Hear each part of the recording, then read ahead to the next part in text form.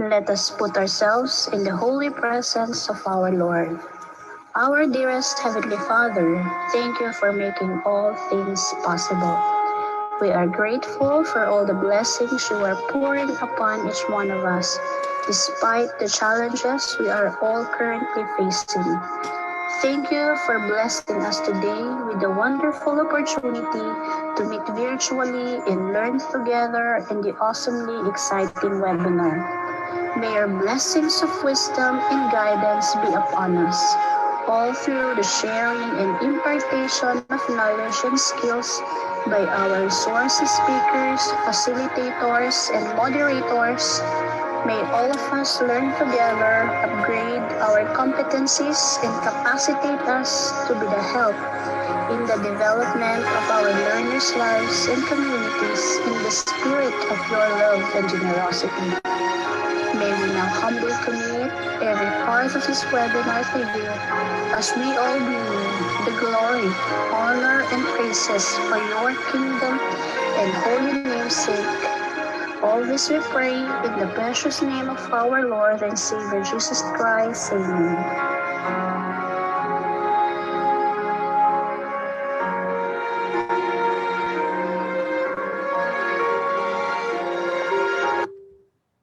Ayan, so una po sa lahat, magandang gabi po sa lahat mula po sa Luzon, sa Visayas at sa Mindanao. We would like to greet all our FB Live viewers because simultaneously this webinar is live streaming via the PNU Educational Leadership Management Circle. So we would like to greet our FB viewers. At syempre po, we encourage our FB viewers to also interact and engage by commenting or raising your questions, or please type where you're coming from. Like in Zoom this time, we have our participants coming from Parañaque, we have from Caloocan, and the other cities in Manila, and of course, we have from Laguna and the rest of the country.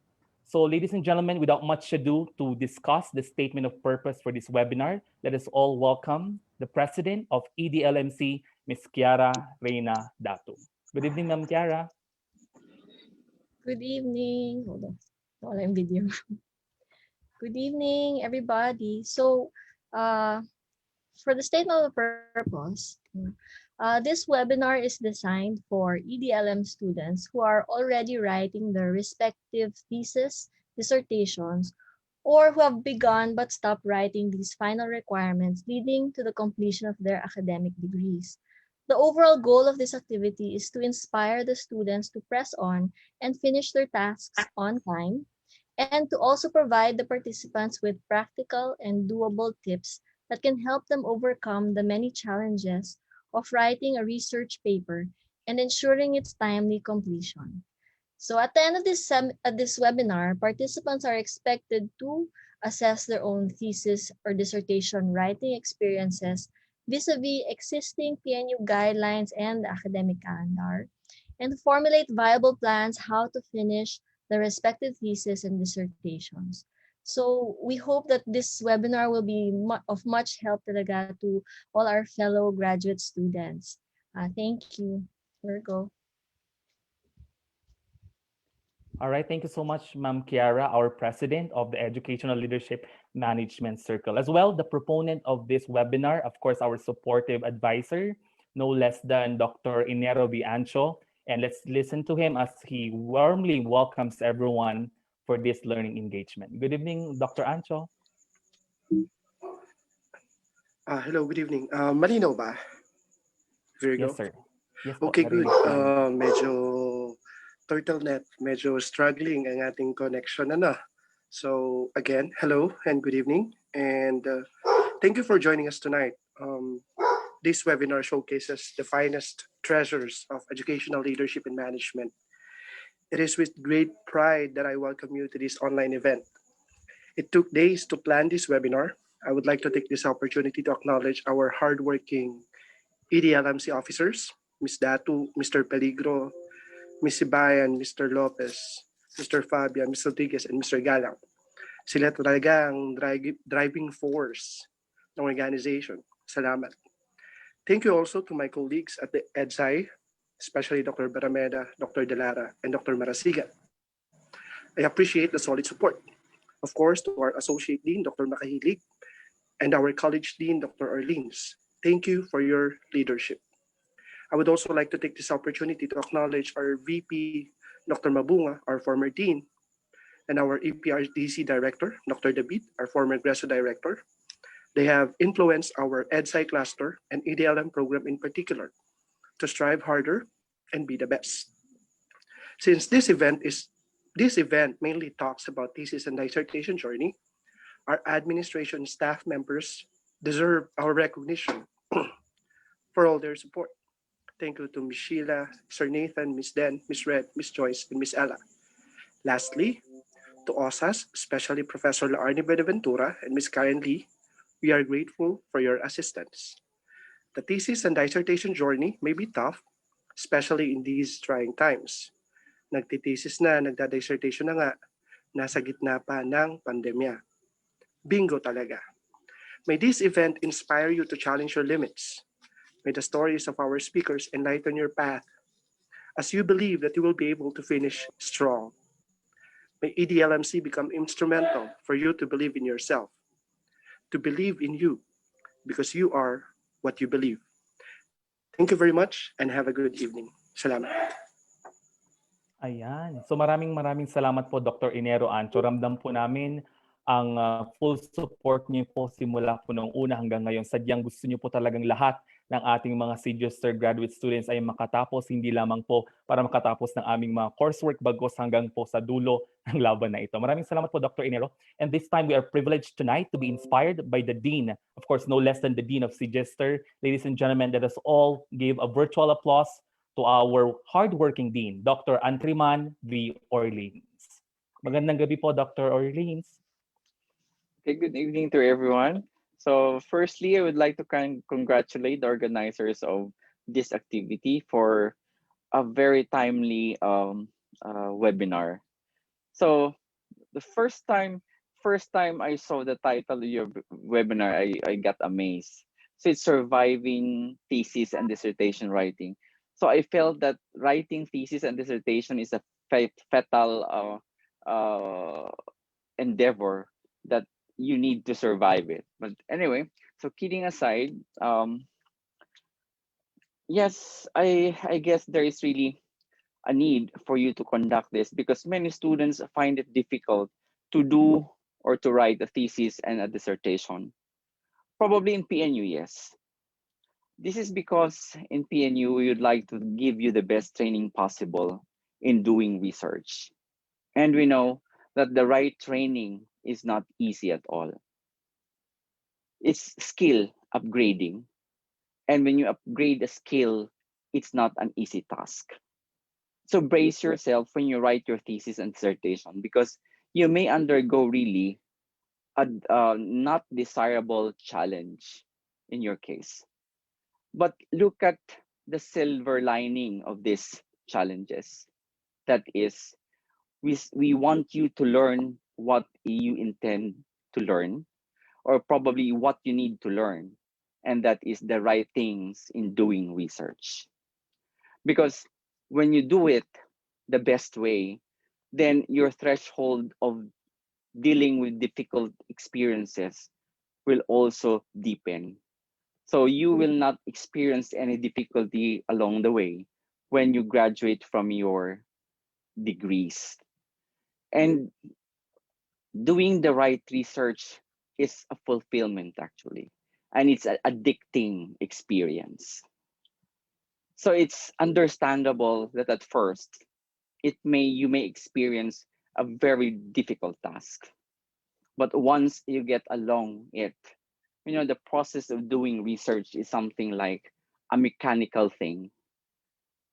Once you finish one, you get addicted in doing the next one, and doing it the second time will not be as difficult as the first time. So just stay put. Take it as a learning experience. Don't give up, because a winner do not quit and a quitter do not win. So I think that's the message that I would like to share with you tonight. And I hope you learn something from the experiences of your mentors. And as I've said, take these things as a challenge. Thank you very much, and good evening to all.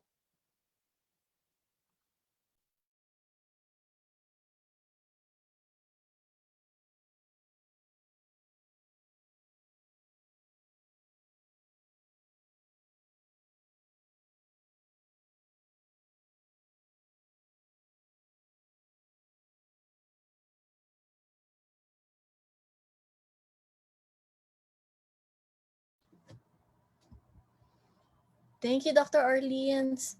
Hold on. All right. So to start with our presentations, we will move to our first presenter. Okay. So for our first presentation of the evening, it is about the pandemic research writing and the challenges faced. The challenges faced challenges and opportunities in educational leadership and management. So, quick background about our presenter. Mr. Amir Benjamin B. Calderon teaches mathematics to grade 10 students at Cavite National High School. Dr. Calderon, who holds the position of Master Teacher 1, served as grade level and subject chairman for mathematics and is currently Master Teacher in charge of grade 8. Just recently, he acquired his Doctor of Philosophy in Educational Management degree from the Philippine Normal University, the same university that gave him his master's degree in 2015. Having been fortunate to be taught by the best professors there is from the National Center for Teacher Education, he was able to write a significant amount of researches relating to mathematics and management, some of which were presented to their division and some are being used by their department. Having stepped away from research these past months because of the pandemic and work-related tasks, his notable research-related achievements are an international publication that he co-authored entitled Examining Malpractice in the Education. So without further ado, please welcome Dr. Amir Benjamin B. Calderon. Hello, good evening. Good evening.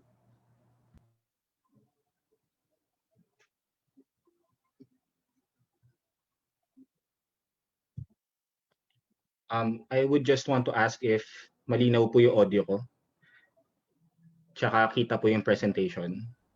Malinaw, sir. Thank you po. So my presentation will be about pandemic research writing, the challenges and opportunities in educational leadership and management. Just a disclaimer, no? I am not an expert in pandemic research writing.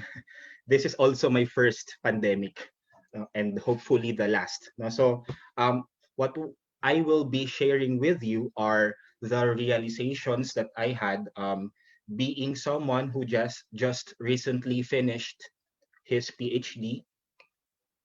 Halos abutan na kami ng pandemic eh. So sumabit lang kami, nakalusot lang kami. And yun, so I had realizations, mga challenges and opportunities that I could have faced and we could have been given the opportunities kung sakaling inabot kami ng pandemic. So I will be presenting first the realizations that I had. Firstly, I realized how important management is. So if things were managed differently, we could have been in a different situation right now.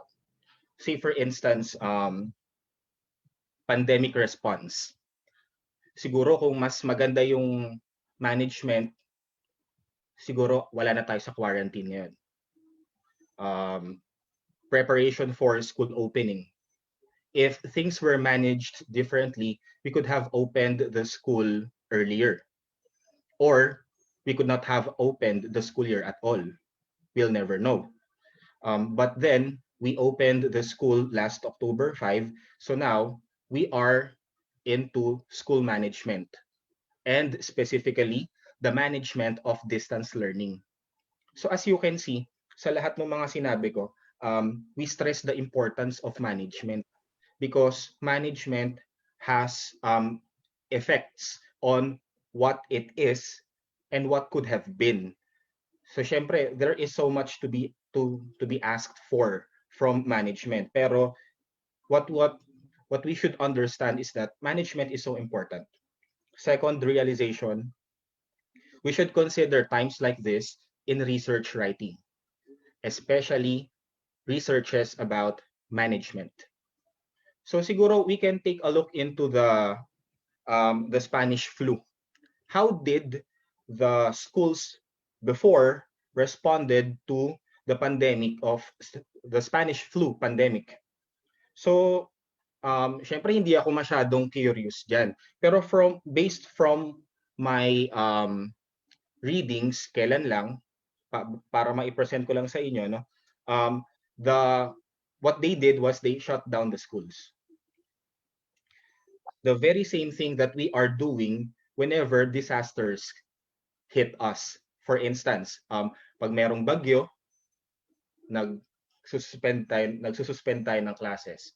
If there are other disasters like tsunamis or earthquakes, of course, we close our schools. But what we should understand is that if we don't need something or if we don't experience something, we are almost not curious about it. Now, hindi tayo masyadong curious kung paano natin i-manage ang mga eskwela kapag merong pandemic. That is why our response is not that good. So, dahil nagsha-shutdown lang naman tayo, yun lang yung kalimitan na response natin sa mga disasters. Hindi natin alam yung gagawin natin sa case natin ngayon na yung disaster ay hindi naman, it does not necessarily require for us to shut down the schools because we have access to other means of delivery. Meron na tayong distance learning modalities na pwede nating i-implement. And also, naturuan tayo sa eskwela. We have edtech subjects. We had management of learning resources and technology back then. I don't know how you call that today. Pero tinuturuan tayo ng mga other means for delivery. Siguro hindi natin masyadong pinagtutuunan ng pansin kasi pumapasok tayo sa eskwela. Dahil nakakapasok naman tayo sa eskwela, we are not really into or curious into distance learning just today.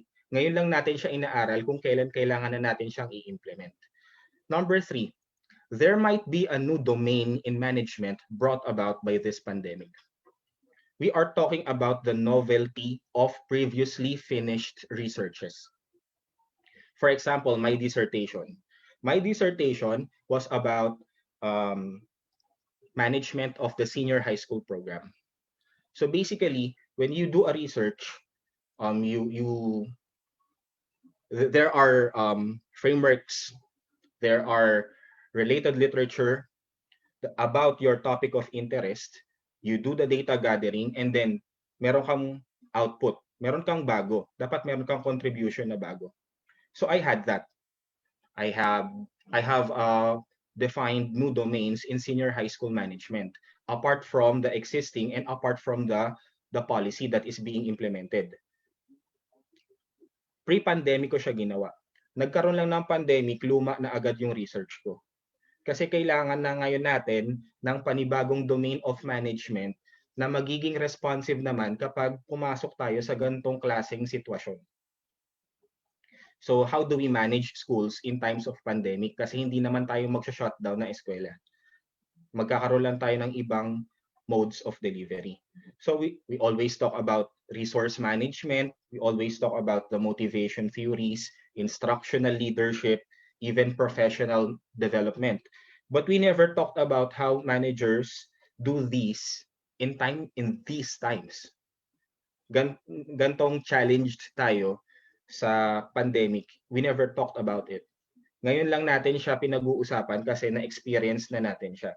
So, if we zoom in on instructional leadership, how will our principals do this? When we talk about instructional leadership, we talk about classroom observations, mentoring. We talk about peer teaching. How will we do these things now na hindi naman tayo nagkikita-kita? How will we do the mentoring? How will we do classroom observation? How will we do peer teaching? These are the things that could be responded to by research. If we do research about these things, then meron tayong i-input about these gaps, kumbaga. Now, if we go back to the Spanish flu thing, we should realize that we should do management researches now.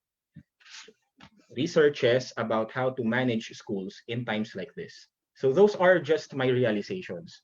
Now, let us go to the challenges. Of course, our very first challenge will be data gathering. Kapag nagsusulat ka na ng research mo, challenged ka ngayon sa data gathering. Before nga, it is already a challenge. Much more today because of the restrictions and limitations set by those health protocols. So, we cannot just travel. Hindi tayo basta-basta pwede mag-travel. Siguro noong mga panahon ng ECQ, MECQ. Now that we are here na sa GCQ, tsaka MGCQ, siguro pwede na tayo mag-travel. Pero kahit makakapag-travel pa tayo, wala naman tayong pupuntahan kasi wala namang tao sa eskwela. So we cannot do data gathering pa din naman, di ba? So since we cannot do data gathering as we know it, paano kaya tayo ngayon gagawa ng data gathering? So for example, before, para mag-ask tayo ng permission, we do printed letters. Ngayon, email na lang. Ganon din sa mga validators ng mga tools natin. Ini-email na lang natin sila. Dati, printed survey questionnaires. Ngayon, pwede sigurong Google Forms. Kapag interview and audio recording yung ginagawa mo before, ngayon siguro video conferences. Video conferences that can be recorded. Before, you do manual transcription of those audio recordings. Ngayon, meron tayong automatic transcription. Meron tayong tinatawag na, just to share, tactic pins. Tactic pins is one Google Chrome extension wherein if you do your Google Meet video conference, everything is transcribed. Everything that is being said by you and your participants, lahat natatranscribe na into a Google Doc. So lahat nakatype na. Or you can also use the Google Docs text-to-speech. Tama. So you i-dictate yung parang dictation. Okay, so those are some things that we can actually do para makapag-respond dun sa bagong data gathering procedure. Now, what are the other challenges? Relevance of unfinished researches now and in the near future. So we are not denying the relevance of these researches to the general needs of educational leadership and management. Of course, they are relevant. But we somehow have shifted our attention to the situation at hand. So, yun nga, medyo naluma na bigla. So, ang natin ngayon, ang responsibility natin ngayon is to somehow tweak our researches so as we can respond to the current situation. And lastly, motivation to finish your research. Kasi somehow we are relegated to a sort of our rest, but an easy one. Kasi hindi naman talaga tayo nagpapahinga, pero nasa bahay tayo. We just don't physically go to work, but we work. Okay, so what what should we do para ma-motivate tayong tapusin yung mga natenga na natin na research? Kasi yan yung isa sa mga pinakamalaking challenge natin eh. So unang-una, structure your day. So kung before na walang quarantine, structured naman yung araw natin, like we go to school, we come home, we do our research, then just structure your day. Kahit hindi ka, yun nga lang, hindi ka nga lang pupunta sa eskwela. Pero siguro, you can do, you wake up, you do your online class, after your class, then you do your research. Kagaya nga ng sinasabi ng mga professors namin sa PNU, mga sobrang huhusay ng mga professors, you should at least read 1 or 2 journals per day para magkaroon ka ng magandang inputs sa research mo. Pag hindi ka nakapagbasa ng 1 or 2 journals per day, bukas, 2 or 4 na yung babasahin mo. Lastly, penultimate, form a powerful guiding coalition. Lagi yan sinasabi ng group namin sa PhD. Kailangan meron kayong group, meron kayong core group na maaasahan ninyo na makakapag-motivate sa inyo. You push each other up hanggang sa makatapos kayong lahat. It also helps that one of the members of your powerful guiding coalition is a mature one. Yung matured yung pag-iisip. Kasi meron kaming ganon, si Dr. Arieta. He obviously is our matured member. So, I mean, he pushed us. So, kung hindi dahil sa tulong ni Dr. Arieta, I could not have finished my research. That's how great his help to me is. And then lastly, always talk to your advisor. Always talk to your advisor because your advisors are always waiting for you to talk to them. Hindi naman kailangan lagi kayong may ipapasa. Kasi hindi naman nila kailangan na lagi ding merong babasahin. They just want to know if you are still interested. Okay, when I was writing my dissertation, akala ng advisor ko ang sipag-sipag ko. Kasi my advisor was Dr. Ancho. Akala niya ang sipag-sipag ko kasi lagi akong message sa kanya. Hindi niya alam, may mga araw na wala naman talaga akong ginagawa. Nagme-message lang ako sa kanya. Pero kasi dahil doon, he knows that I am still interested. Na hindi ako nawawala sa radar, unlike other students na bigla na lang nawala, then after a few years, saka magpaparamdam, tapos gusto, gagraduate na agad sila. That's not how graduate school works. That is one of the challenges, actually. So always talk to your advisor kasi hindi lang ikaw i-motivate ng advisor mo. At the same time, your advisor will also be motivated para tulungan ka lalong makagraduate. Lastly, what are the opportunities? So opportunities, new topics for research, ang dami na. Jump on the boat. Sige na, jump on the bandwagon. Ang dami-dami na nating pwedeng isulat na researches ngayon na magiging relevant now and in the near future.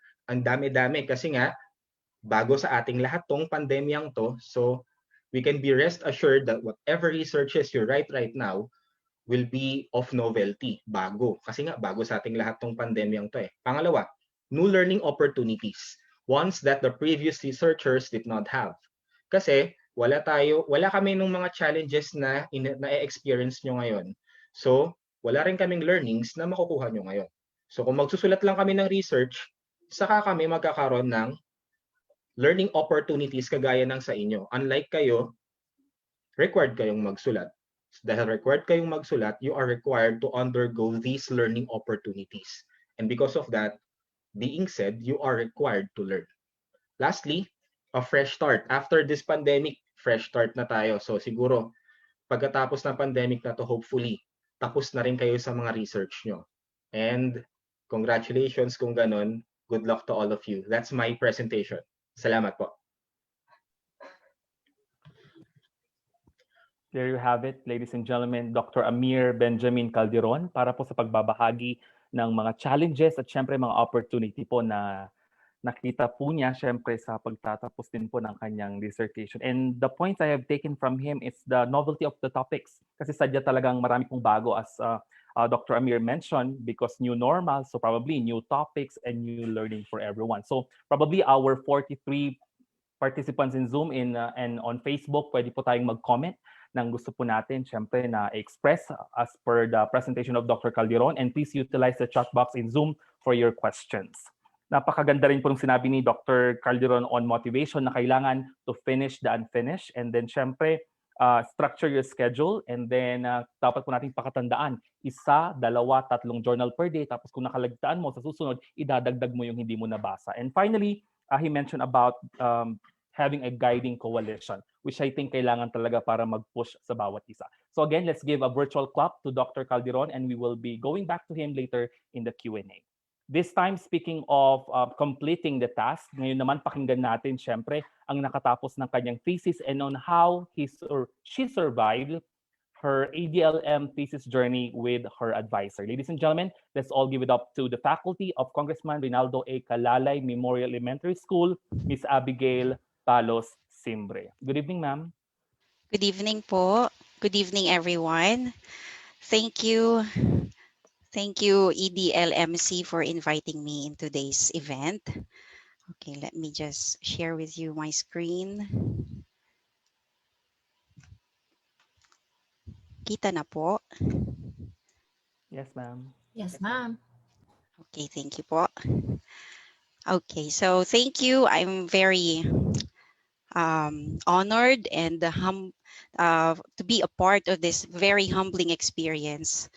To be a speaker sa isang event na napaka-interesante, at I'm sure everyone will be benefiting from this event. Now, the goal of this event is to invigorate and further push our students to keep writing or keep going with the thesis and dissertation. I'm sure pagkatapos ng gabing ito, dadami at babalikwas ang babalikwas sa pagbabalik sulat. Dadami ang magre-re-enroll at itutuloy ang sinimulang research. Madami rin malamang ang biglang magpaparamdam sa kanilang mga advisors, at siguro ganun din ang mga advisors sa kanilang mga advisees. At sana ang aking pananalita sa gabing ito ay makatulong at maging inspirasyon ng kapwa ko mag-aaral sa PNU. Today, I will be talking about some lived experiences during one of the most important journeys in my life as a student. Ngayong gabi ay ibabahagi ko ang karanasan ko sa pagsabak sa labanang ito, kasama syempre ng aking butihing advisor. Laban? Opo, kasi talagang laban. Pero not with any person or the research itself, but mostly with yourself. So there will be nothing technical, just some inspiration for people who are currently into thesis writing. Now, to start this journey is really very lonely at times. At times, but not always, kasi Greso gives us the full support of assistance. The most capable, they give us the most capable and competent advisors. Sa PNU naman po kasi wala kang itulak kabigin kung sino man ang ibigay sa yung advisor. Kasi lahat naman sila di kalibre, di po ba? Pero I thank God kasi binigyan niya ako ng advisor na nakasundo ko talaga. No tears, sabi nga nila, di ba? Pero tingnan natin. I'm sure makaka-relate kayong lahat sa kwento ko. Oops, ayan. So first, I have to really say that I had a very conflicting relationship, a love-hate relationship with my thesis before. Mahal ko siya kasi nakakabit sa kanya yung pangarap ko, pero hindi minsan kasi ang hirap, lalo na sa simula. Minsan kasi parang di ko na alam kung saan ako patutungo noon. There were even times na kapag napapagod ako at wala nang maisip ba na idadagdag, tinatanong ko yung sarili ko, bakit ba ako nagpapakahirap ng ganito?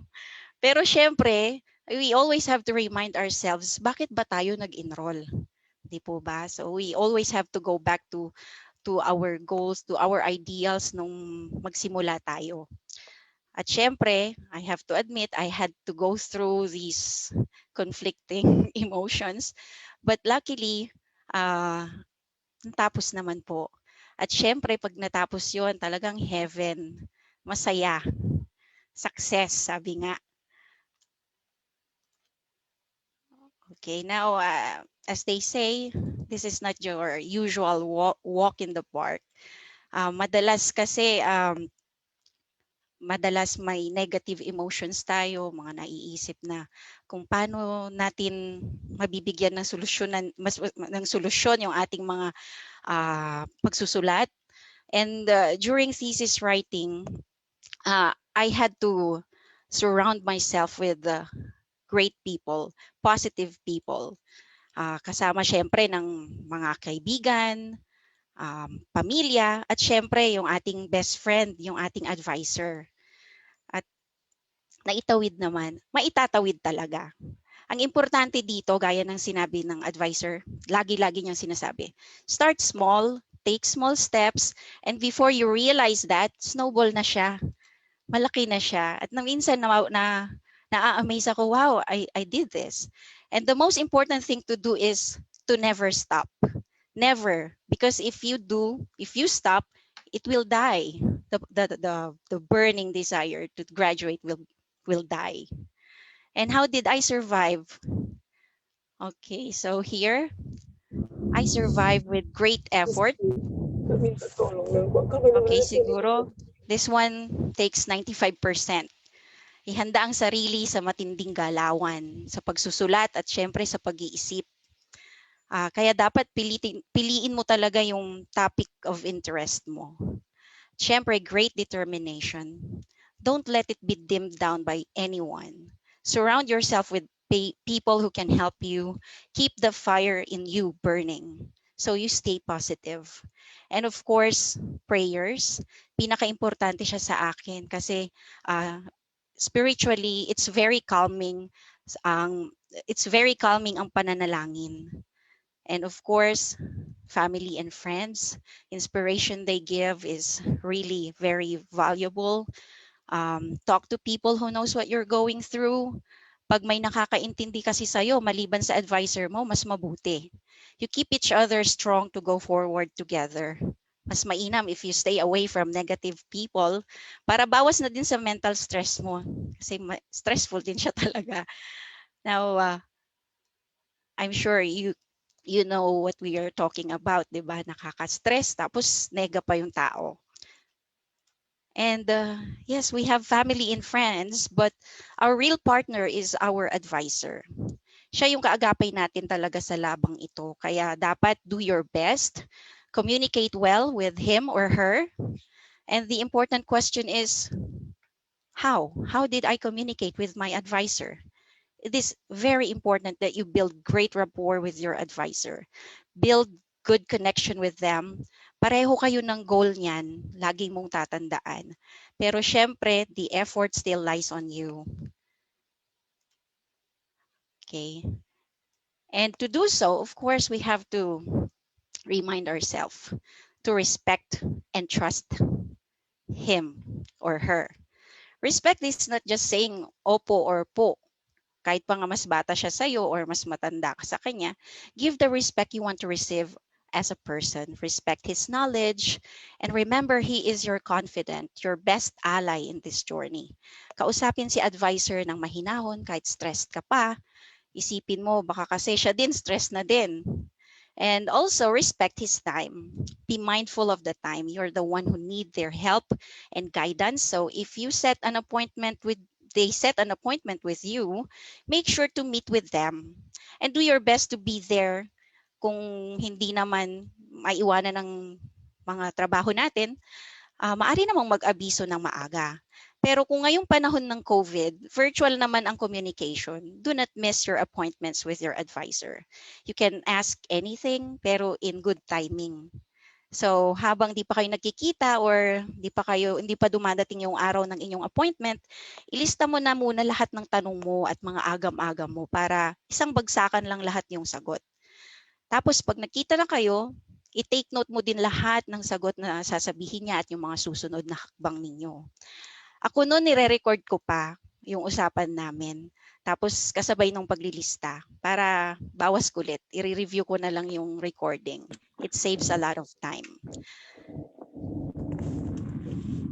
And of course, if your appointment was not enough, consult with humility and as needed. Wag naman sobrang demanding.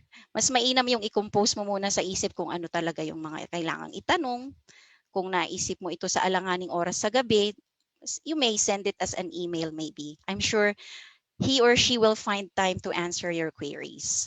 Sigurado ako doon, and it didn't fail me. Wag din basta tumatawag, baka tulog or nagpapahinga. And one of the most important thing is to comply. Siyempre, todo effort dapat dito. Nung nagsusulat ako, I expressed my strong desire to be able to finish writing and to be able to graduate in 2019. So my advisor was very kind enough to lay out a plan for me. Actually, for all of his advisees, may timetable si advisor. Ang bongga kako kasi siguradong magmamarcha ako nito. So naka-indicate na yung milestone sa bawat buwan before the graduation day. At syempre, para maisakatuparan lahat ng hangarin ninyong dalawa, syempre, kailangan mag-comply ka muna. Sabi nga ni Kim Chu, mag-comply ka muna bago ka lumabas ng PNU.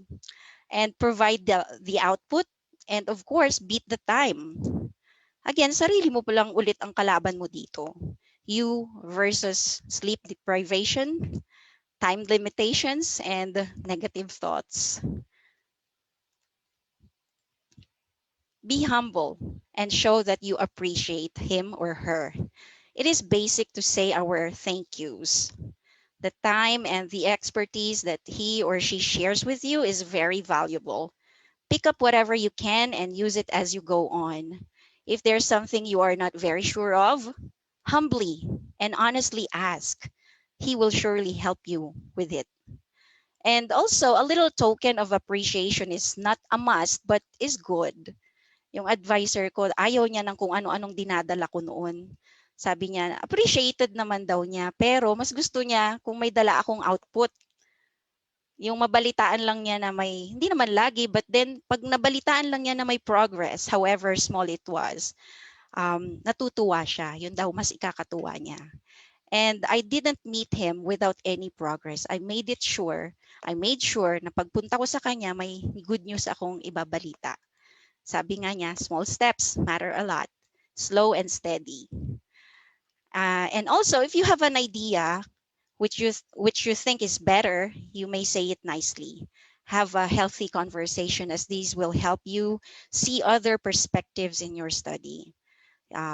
You may openly say your ideas too. Wag yung tanggap ka ng tanggap tapos parang kinukontra mo naman pala sa loob mo pagtalikod mo.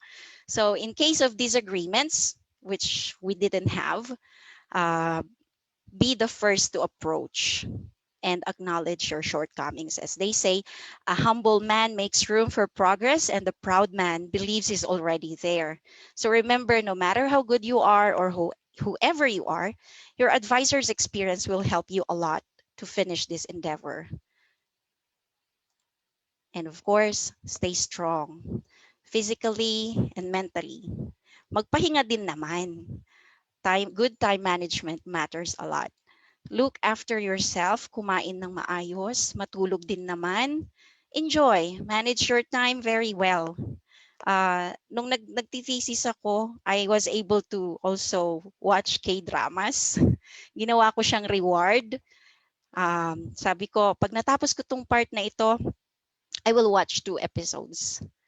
So I try hard to do that task I appointed myself to do.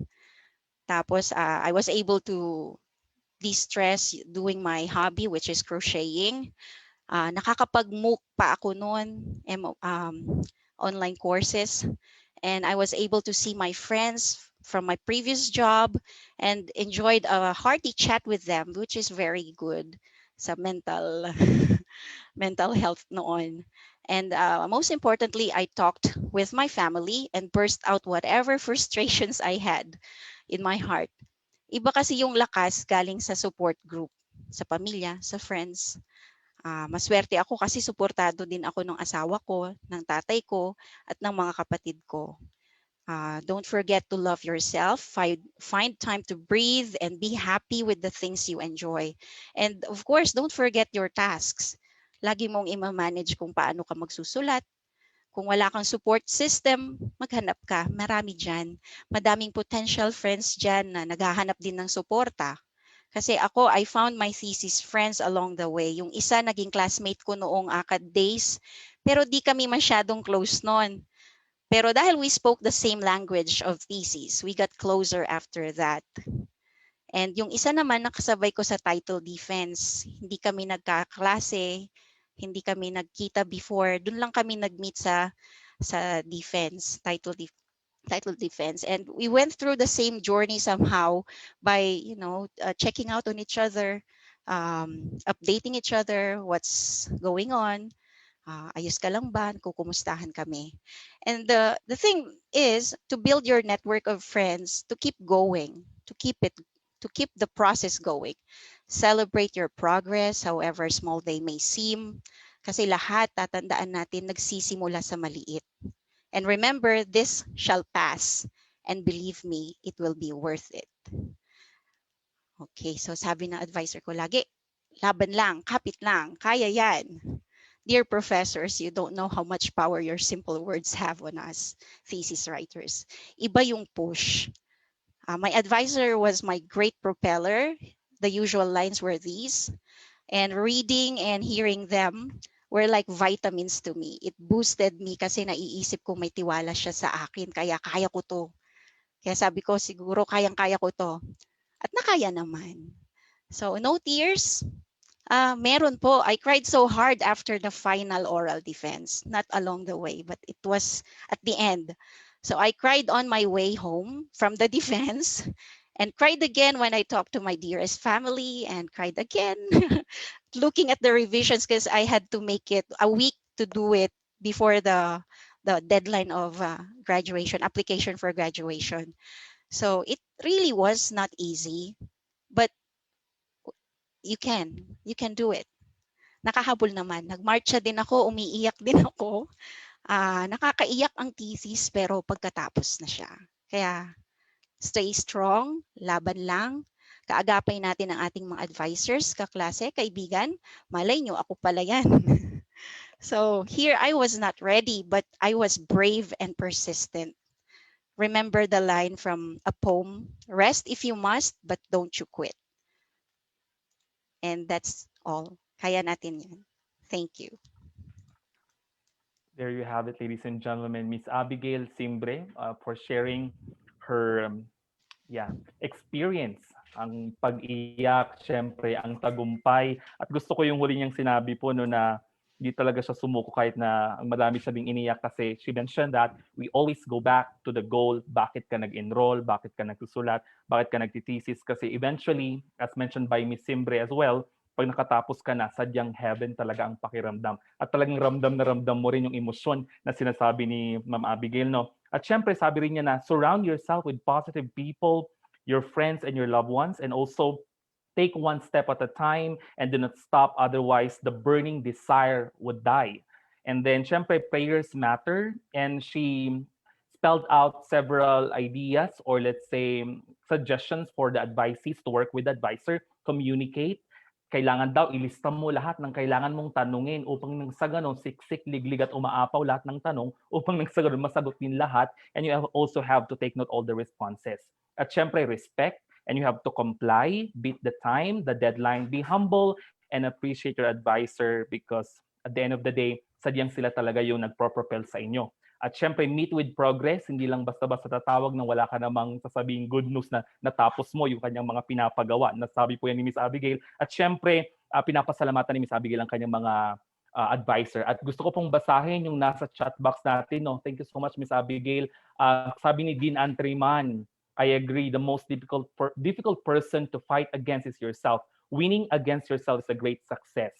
Argue politely with your advisor if needed. However, to do that takes a lot of readings and processing what you have read. Kasi nakakatakot naman talaga makipag-argue kung wala ka naman ding ilalaban or let's say sasabing dahilan, hindi po ba? Sabi naman po ni Generous Fernando, it does remind me always what my thesis advisor in the person of Dr. Gilbert, kung saan, syempre speaker din po natin siya mamaya, when he said, and I quote, Terence, your thesis depends on your 90% and 10% on me. I will push you and I don't care if you will get mad. Let's do this. At dinagdag din niya, Dr. Ancho 2017, laban lang. Pero dinagdag din ni Dr. Antriman, kapit lang. Ancho 2018. O, di ba? Misery Loves Company, Tears of Joy and Success. Tuwang-tuwa po tayo kay Dr. Antriman, no, talagang engaged na engaged siya. So we are inviting also the other participants to do the same. Again, let's give a virtual clap to Miss Abigail Simbre for her worthy sharing. And speaking of advisor po, no, pakinggan naman din po natin kung ano masasabi ng mga, siyempre nahihirapan ding advisor na talagang tumutulong po sa atin, the contextualized experience of an advisor, specifically on the topic advisor, advisee teamwork on EDLM, thesis, dissertation writing. And we are glad to have her tonight, ladies and gentlemen, the faculty of Register, Dr. Caridad Barameda. Magandang gabi po, Dr. Caridad. We would love to hear for your presentation. Yeah, good. I will try to share my screen.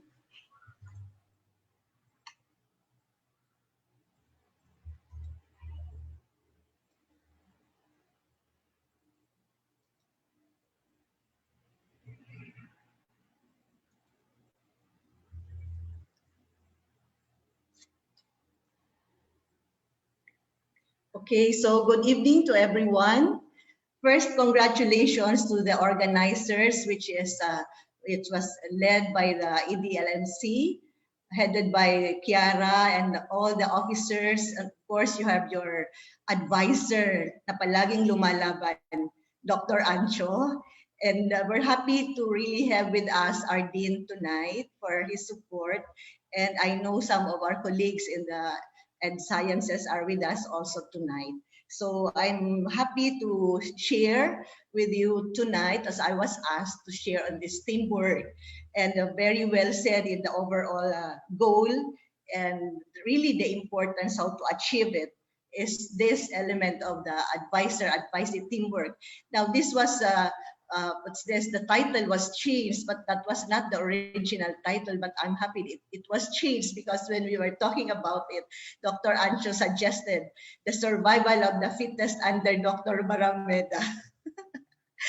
So it's good that the topic was changed into advisee teamwork, which is a very important element in the whole process of your writing of your thesis and dissertation.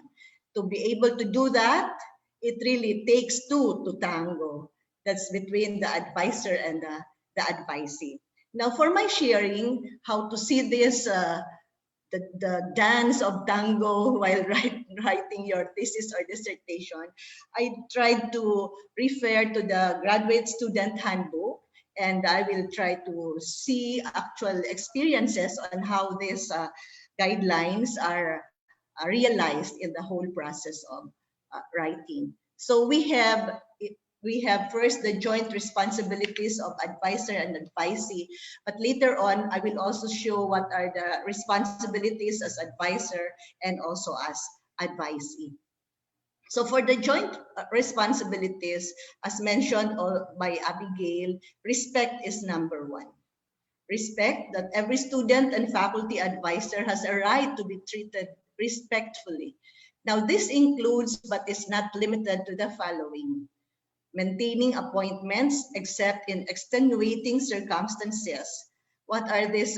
It happens, you have already your appointment, but maybe you got sick, the advisee got sick, hopefully not because of COVID, and hopefully not also because he got sick because he was supposed to see his advisor. It could also be there's a problems, personal issues that suddenly cropped up unexpected. But what is important is just really to inform the advisor. Now, if cancellation is necessary, if we really know that we cannot do it, even if we had a appointment, just have the notice, advance notice possible. And then another is coming to meetings, having read or prepared whatever agreed upon prior to the appointment. So it is expected that if you have your meeting, if the advisee will have to meet the advisor because you have agreed upon, you're expecting to see your advisor, then you have to show whatever progress happened or what was what is expected for you for that particular meeting. So there's a kind of preparedness so as not to waste time.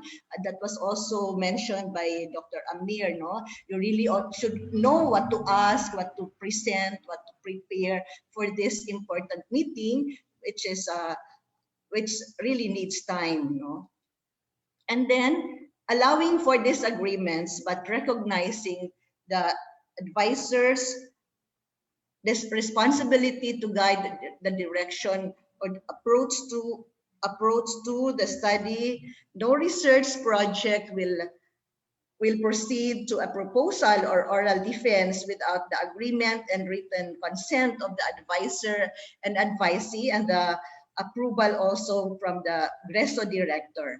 Now, if disagreements or disputes arrive in the relationship, arise in the relationship, faculty and students are expected to treat each other in ways that are not hurtful or otherwise disrespectful. I think this also seldom happens, as what Abigail also mentioned. And if ever this happens, for me personally, I have not experienced a strong disagreement with my advisees. But if ever it happens for some reasons, I hope we should take it professionally and not take it personally, because otherwise the whole relationship might be blocked along the way. So it can happen that there can be disagreements, but as I said, let's have it at the professional level and not be hurt and take it personally. Now, another thing is maintaining confidentiality. While not all aspects of a supervisory relationship are confidential, areas that have been identified by one or the other as being such must be respected. So, both the advisor and advisee know what have been discussed, what is confidential. After the meeting, then you are sure, you believe, you trust each other, be it negative or positive, but as long as it is confidential, with full trust, it should be kept with much respect with this confidentiality. And then another is constructing a joint relationship that is free of stereotyping, discrimination, and prejudicial behavior. Now, for me, I look at the advisor-advisee relationship as a unique relationship. Each advisee is unique. You cannot compare. Each one has his own strength as well as weaknesses, but we should not expect everyone to be the same, but really for the advisor and to treat it as a unique relationship. So we don't expect what happened to the other advisee from the other advisee, or discriminate for what reasons, and have these prejudices or biases for various or different reasons. So I'm stressing the unique relationship. Each advisee is different, is unique. Now, if these are the joint responsibilities between the advisor and advisee, there are also specific responsibilities. First, on the part of the faculty advisor. First is topic development. Now, with the new curriculum, topic development happens now in your seminar, in thesis or dissertation writing, which this leads you to the title defense on how to develop your topic there. So this is already taken care of in the, in your course. And you are assigned an advisor once you are done with this title defense. So you start this relationship during your proposal development, where the advisor is expected to help the advisee on how to be able to finish a good proposal, and the advisor should be able to decide if the advisee is ready for the defense. Now, what about reasonable access? This has to do with the availability of advisor for consultation. So this should be, this is scheduled, well planned, so that short notices could also happen. But I think this is not always but usually the consultation, the availability will have to be agreed upon, or this time should be given also by the advisor. Then also part of this responsibility is to plan out completion dates to avoid delays. For me, this is one of the first things that I ask from my advisee, to be able to have a calendar targets when you will be scheduling your colloquium, and after the colloquium, and when will you gather your data, when will you analyze it, and when will you finish? What is your target time for your graduation? So that calendar will really help the advisee on how to able to do the work progressively. Therefore, this could also avoid delays. But delays may happen if, for example, another reason is the advisor might take a leave of absence for quite a time or a sabbatical. Now, we have to be informed about it so that a replacement may be given to the advisee.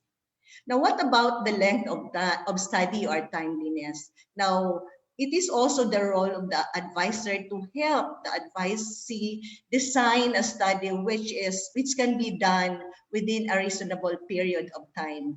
No matter how faithful you are to PNU, that you want to stay longer, prolong your stay by having a design that will take you years, but I think that you will reach a point when you might not even want to finish it anymore. So that could be the role of the advisor, to help you design a study that will give you enough time or reasonable time to finish it.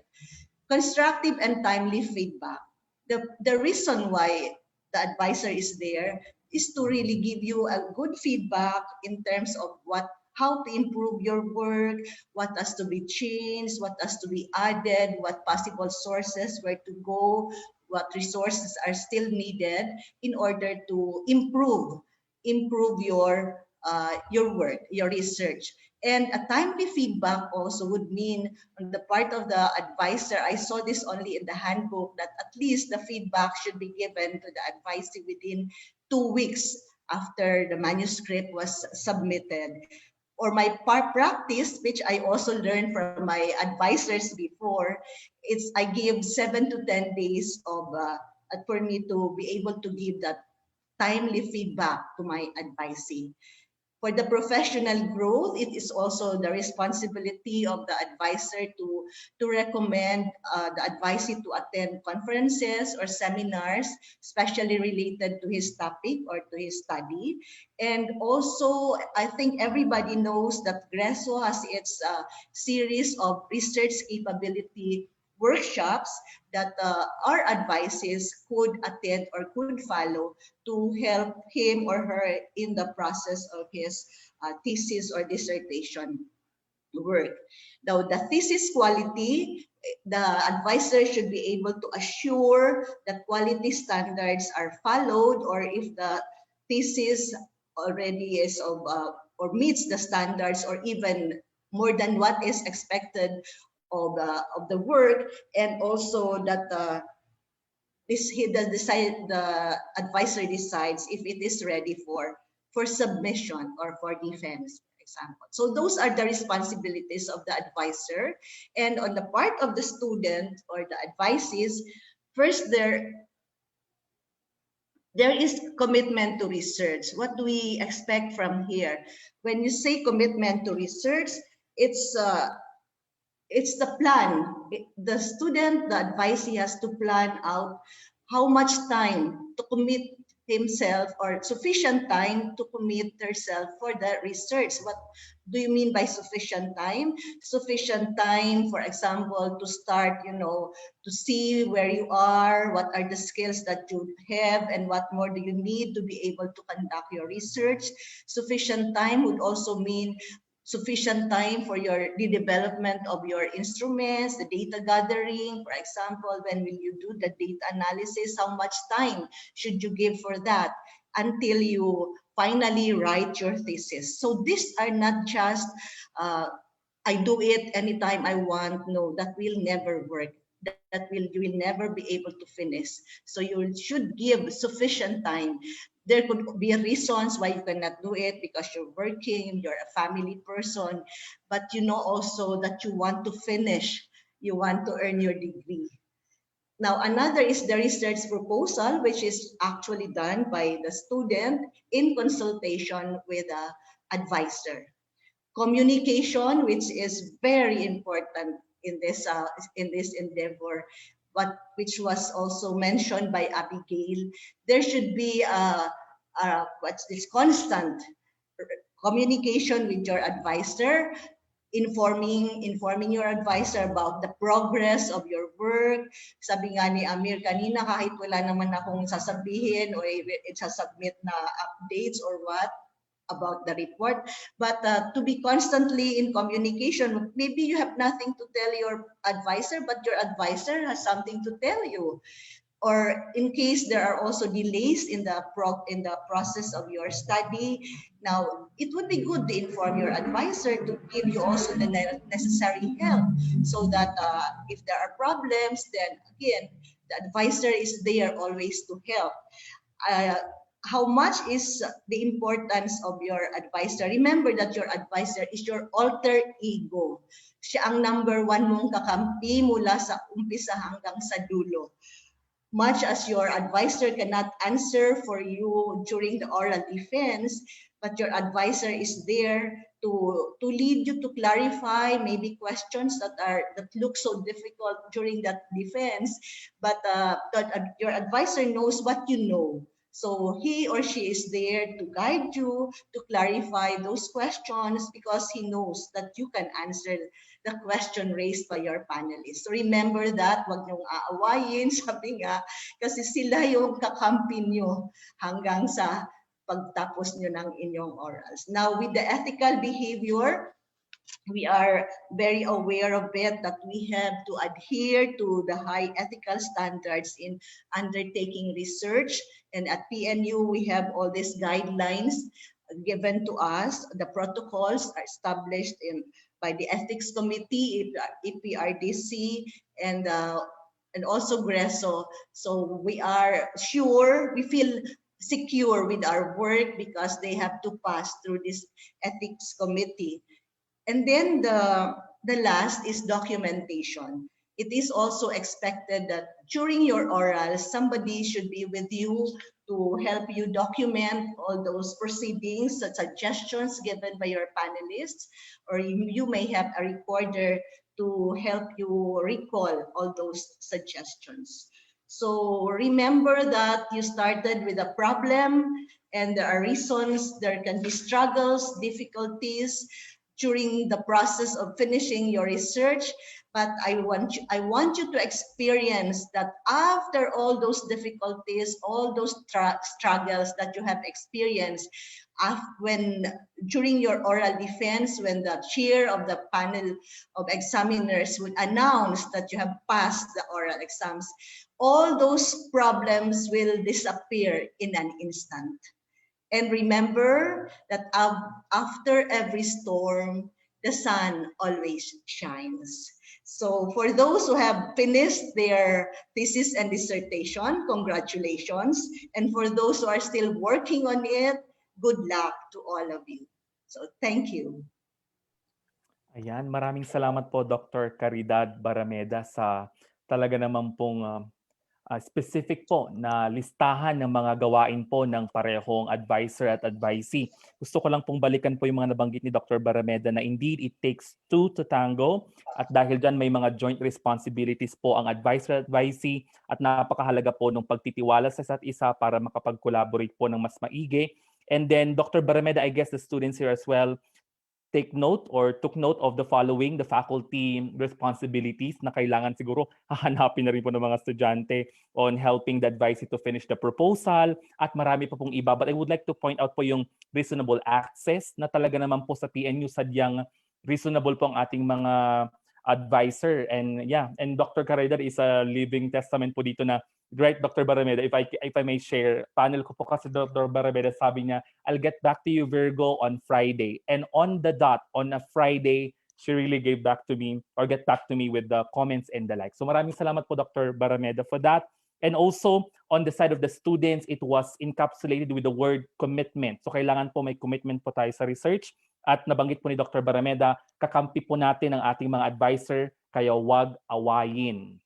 At syempre po, dinagdag din po ni Dean Antriman po dito mga kaibigan, ang sabi niya po dito, your advisors are pushers to your success. And Dr. Inero also said, your advisor is your alter ego. With that, ladies and gentlemen, let's give a big virtual round of applause kay Dr. Caridad Barameda. Maraming salamat po, Dr. Caridad, and we'll get back to her later for some, let's say, context-based questions na pwede pong tanungin ng ating mga participants. And Christine Joy Rodriguez, our fellow officer, said, thank you, Dr. Barameda.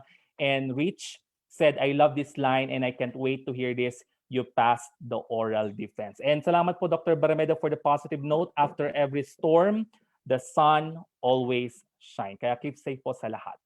And ladies and gentlemen, we're down to our last two speakers. This time, isa pa rin po, syempre, na advisor ang magbabahagi ng kanyang kaalaman at syempre po, inspirasyon para sa bawat isang nangangarap at talaga naman pong gustong tapusin ang thesis at dissertation. Ladies and gentlemen, to talk about umuulan, speaking of the storm, umuulan, umaaraw, journey to a completely signed EDLM approval sheet, roadmap, and pit stops. Ladies and gentlemen, let's welcome the Assistant Principal for Student Affairs of Don Bosco Technical Institute, Makati, and also one of our faculty members at PNU Register, no other than Dr. Gilbert Betong Arrieta. Magandang gabi po, Sir Betong. Sir Virgo, good evening. Good evening to Dr. Lynn Sardin, to Dr. Ancho, our program coordinator, and to my thesis and dissertation advisor, Dr. Barameda. Yeah, you're right. Thesis and dissertation advisor, and all the speakers tonight. And shout out also to my classmates who are attending this this webinar. And to my two advisees, you better listen. So I'll share. I hope I'll be able to do this in 15 minutes.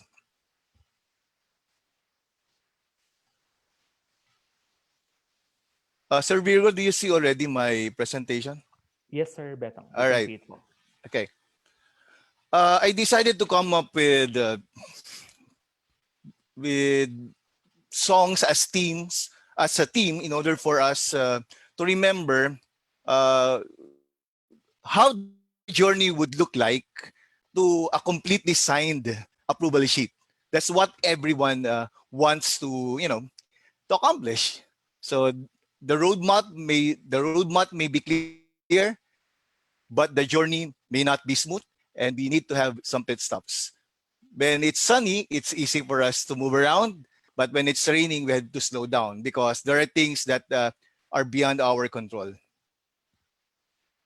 Rico Blanco said in that song, bukas sisikat din muli ang araw, ngunit para lang sa may tiyagang maghintay. The journey is not that easy.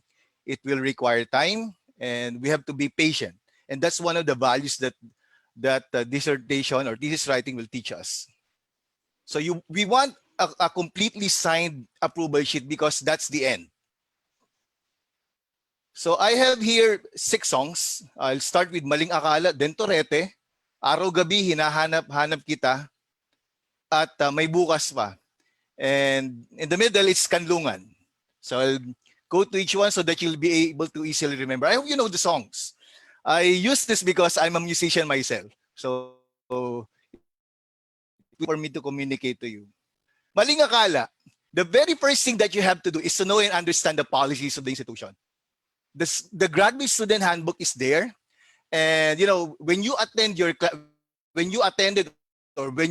classes, your professors will be sharing to you their experiences or some updates on policies. It is your responsibility to know and understand them, so that you'll be asking few questions instead of asking too many questions, because we will just be telling you, we'll simply be asking you, have you read?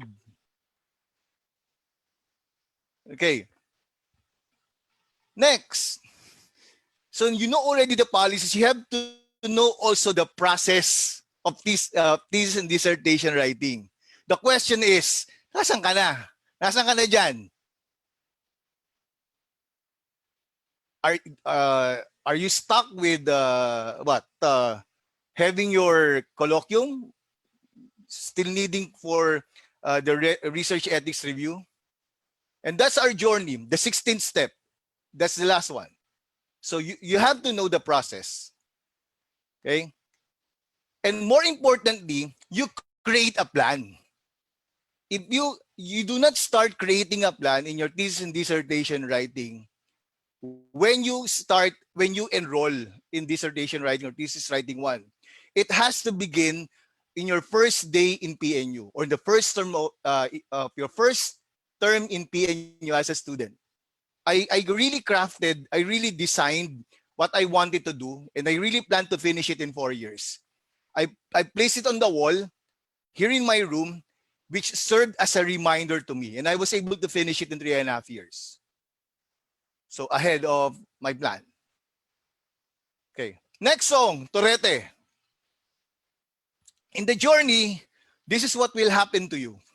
You will revise, you will submit, and you will revise again. But don't be hard on yourself. Be good to yourself. You need it. You know, thesis and dissertation writing is a continuous process of revision. It's part of the challenge. You know, we can draw a lot of inspiration and meaning in what we do. It's not easy. No one said that this is easy, but no one said that it cannot be done. It can be done. So it's a continuous process. Hanggat hindi na hardbound yan, hindi pa tapos yan. And for us to be able to do it more easily, you revise it immediately after your consultation with your advisor, after your title, colloquium, or final oral defense, or even after the research ethics review, if you need to resubmit it. You rest for a while and then you do it. Huwag nyo nang patagalin kasi mas mahihirapan ka lang. So lalo ka lang matuturete.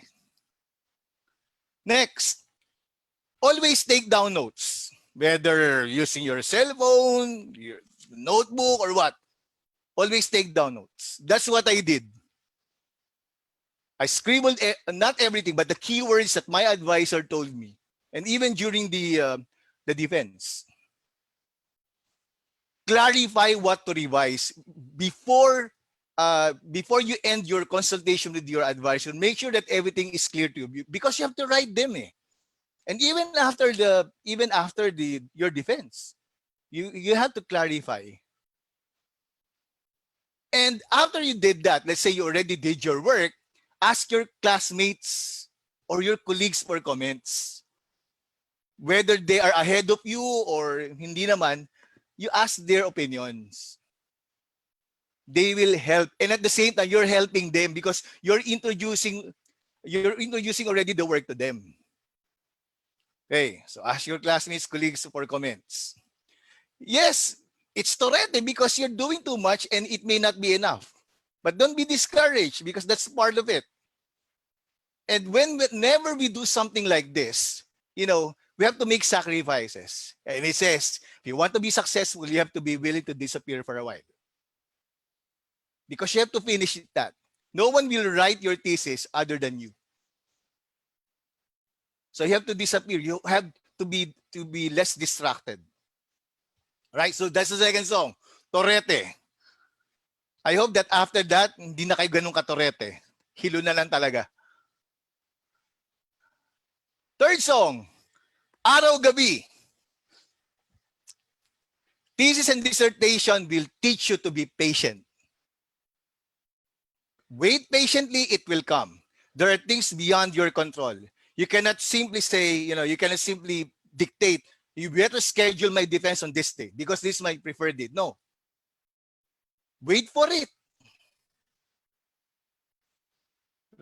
A research ethics review result, minsan 2 linggo, 3 linggo, wait for it, it will come. A validation of your research instruments, wait for it. Availability of participants, you can simply say, I want to do my interview, do my data gathering on this day, you have to be available. No, you have to wait for it. And approval of advisor and panel members of your work, you have to wait for it. So, waiting is one. Next, and as you wait, please do not procrastinate. Because if you do that, you're done. You don't simply put it at the back burner and then you just leave it there. I'm telling this to you because it took me 14 years to finish my thesis. It took me 14 years to finish my master's degree. I returned in 2014, second semester, but I was so motivated to finish it, and I was able to finish it in 18 months. But it took me 14 years to earn my MA. But it took me only 3.5 years to earn my PhD. I made up for it. So do not procrastinate, because if you do that, you're done. Next, read your manuscript and your next thesis related work or dissertation related work. While you are waiting, you rest, but at the same time, you read your manuscript. Be familiar with it. You know, when you revise, you always say, wala na bang maayos sa papel ko? You know, but you know, as towards the end, you'll be able to know, to find out, ang laki ng ginanda ng papel ko. Because I listened to them. Araw-gabi, you're waiting for that time, the schedule, all these requests.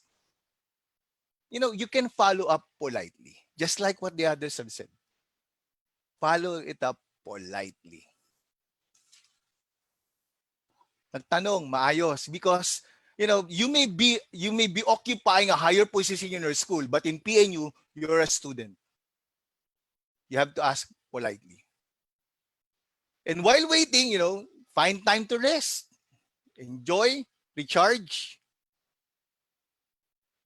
Because, you know, you will need more energy after that. When these things come, yan na.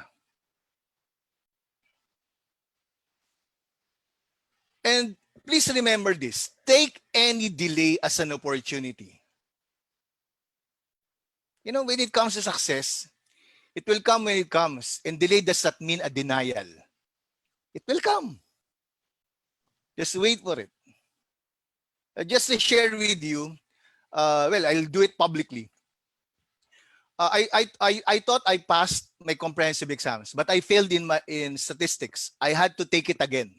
That's part of the delay. But I was not denied of my dissertation of this degree. Right. Down to the fourth song. Hinahanap-hanap kita. Sir Amir, Dr. Calderon said that. Ma'am Simle said that also, and Dr. Barameda. Keep in touch with your advisor. That's part of the journey. The moment that you receive this assignment as thesis advisor, you better engage in a good relationship with them. Always take the initiative to communicate.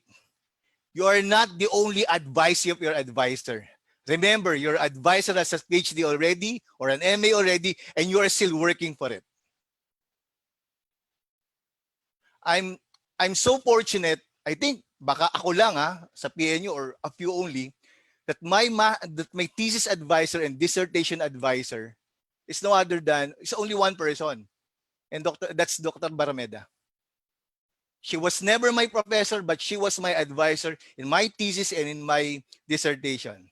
And I'm so grateful for her. Without her, I will not be able to earn these 2 degrees, graduate degrees. And also to the other people who helped me, most especially Dr. Ancho and the other professors. Okay, so constant communication with your advisor. Okay.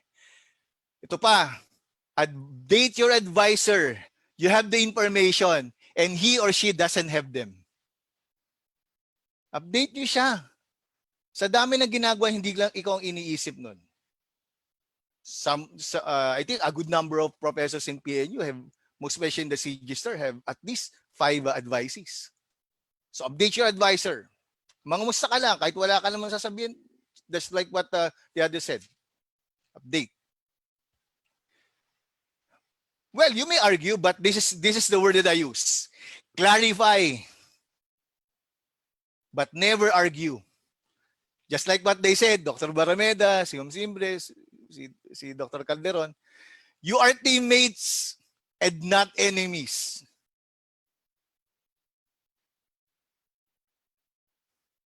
I listen to my advisor all the time. And that really helped me. Down to the 5th song. May bukas pa. Naalala niyo yung mga kanta ha? I hope everybody remembers these songs. May bukas pa. Find time to relax, to enjoy. But you have to read, you have to revise, and you have to refer. No matter how things are, tomorrow is another chance to make things better. When you revise, it will make your work better. I'm telling you that based on my experience. So, never miss a day without thinking of your thesis or dissertation. When you're truly engaged in your thesis or dissertation writing, it will always be in your head and in your heart. That will part of the motivation. Araw-araw iniisip mo yan eh. Kahit saglit lang, how busy you may be, but before the end of the day, you'll think about it. What have I done in my dissertation? Kamusta na kaya ang ginagawa ko? Or in my thesis? You may rest, but you should not stop. If you're tired, learn to rest and not to quit. Stay strong and stay positive all the time. We may be down, but remember that when there are comments and let's say sometimes the comments may not be that good, let's take them positively. And they have to be strong. So everything will be so good so soon. Just hang in there and don't worry about it too much for the time being. And talk to your team. Surround yourself with people who will help you, who've been with you all throughout. Someone who will bring out the best in you. Talk to your team. Just like what Dr. Calderon said, we always use that term from John Carter. I hope I remember it right. The powerful guiding coalition. And I call that as kanlungan. Doon ka pupunta eh. The end of the day eh. Diba? Sila yung message mo, sila yung kakausapin mo, sila yung tatawagan mo, sila yung meet up mo. This one. The journey ends when your approval sheet is completely signed. Dream of success, but don't celebrate it too early. Until the last panel member or the last person who should sign the approval sheet has signed it. Do not celebrate. Do not celebrate until you cross the finish line. A completely signed approval sheet means that it is finished. But you may celebrate small successes. Natapos ka sa title defense, colloquium, ganon. Celebrate mo yan. Yeah, you should also enjoy. But do not celebrate that you'll tell the world through Facebook, through Twitter, through Instagram that you're done. No. After your oral defense, you're done? Not yet. You have to do revisions. Because the approval sheet is not yet signed. Okay? And always remember this. We have to trust this process. The thesis and dissertation process. And these things cannot be found in the book. I never cited anyone here. I never cited any literature because this is based on experience. Grapes must be crushed to make wine. Diamonds form under pressure. Olives are pressed to release oil. Seeds grow in darkness. Okay. Trust the process. Trust the process. And it will make you a better researcher, a better teacher. I returned to PNU in 2014. And after 4 or 5 years in PNU, it seriously changed my life. And I can attest to that. I trusted the process and it helped me a better person, a better educator. Who would ever imagine that I'll be teaching in the graduate school, at the same time sit as a panel member and be an advisor to some Edlmc students. So the last song, Kanlungan, your powerful guiding coalition. Your advisor, your official advisor, those who are not official too, your professors, your classmates, your colleagues where you work, your family or your inner circle. Sila yung kanlungan mo eh. Doon ka pupunta pag hirap ka, di ba? Doon ka iiyak eh.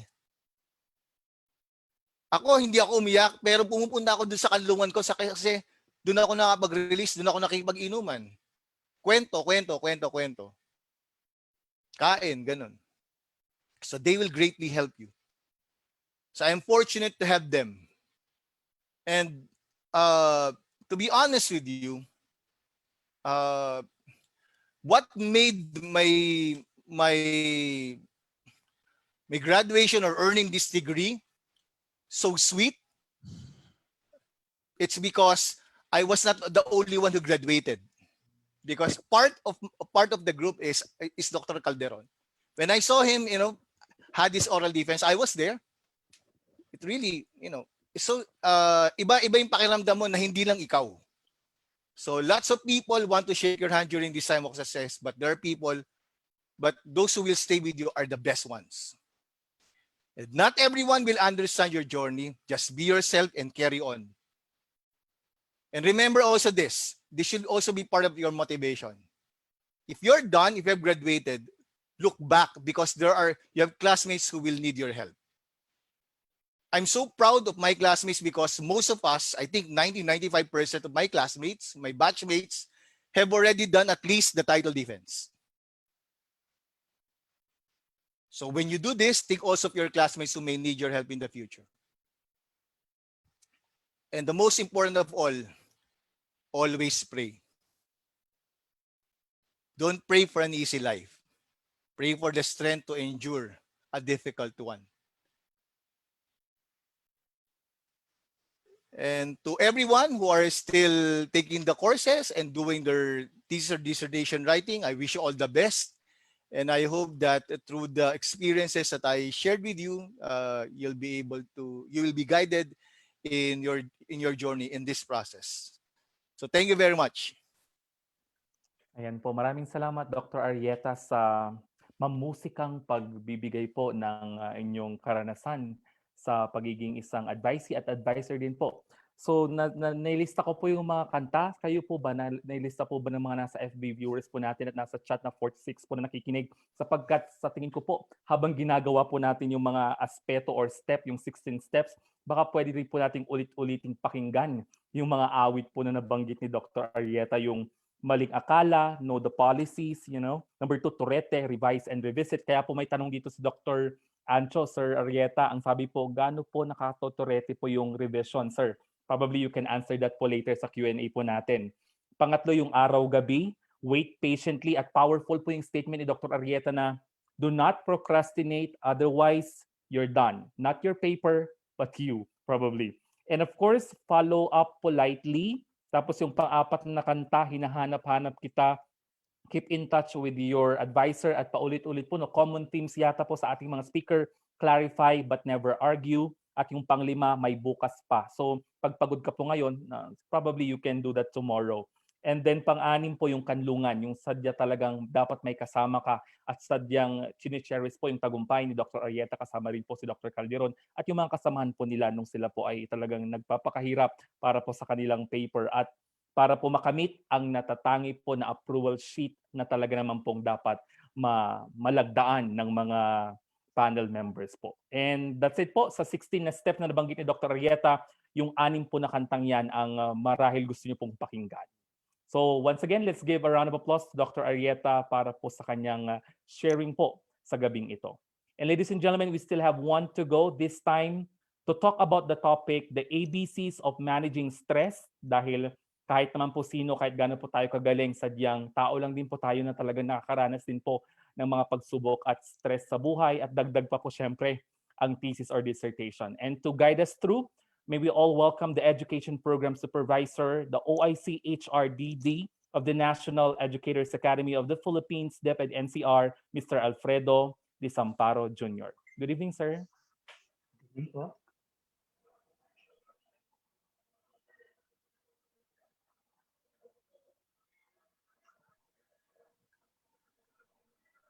Sir Vigo, may I know po if yes po.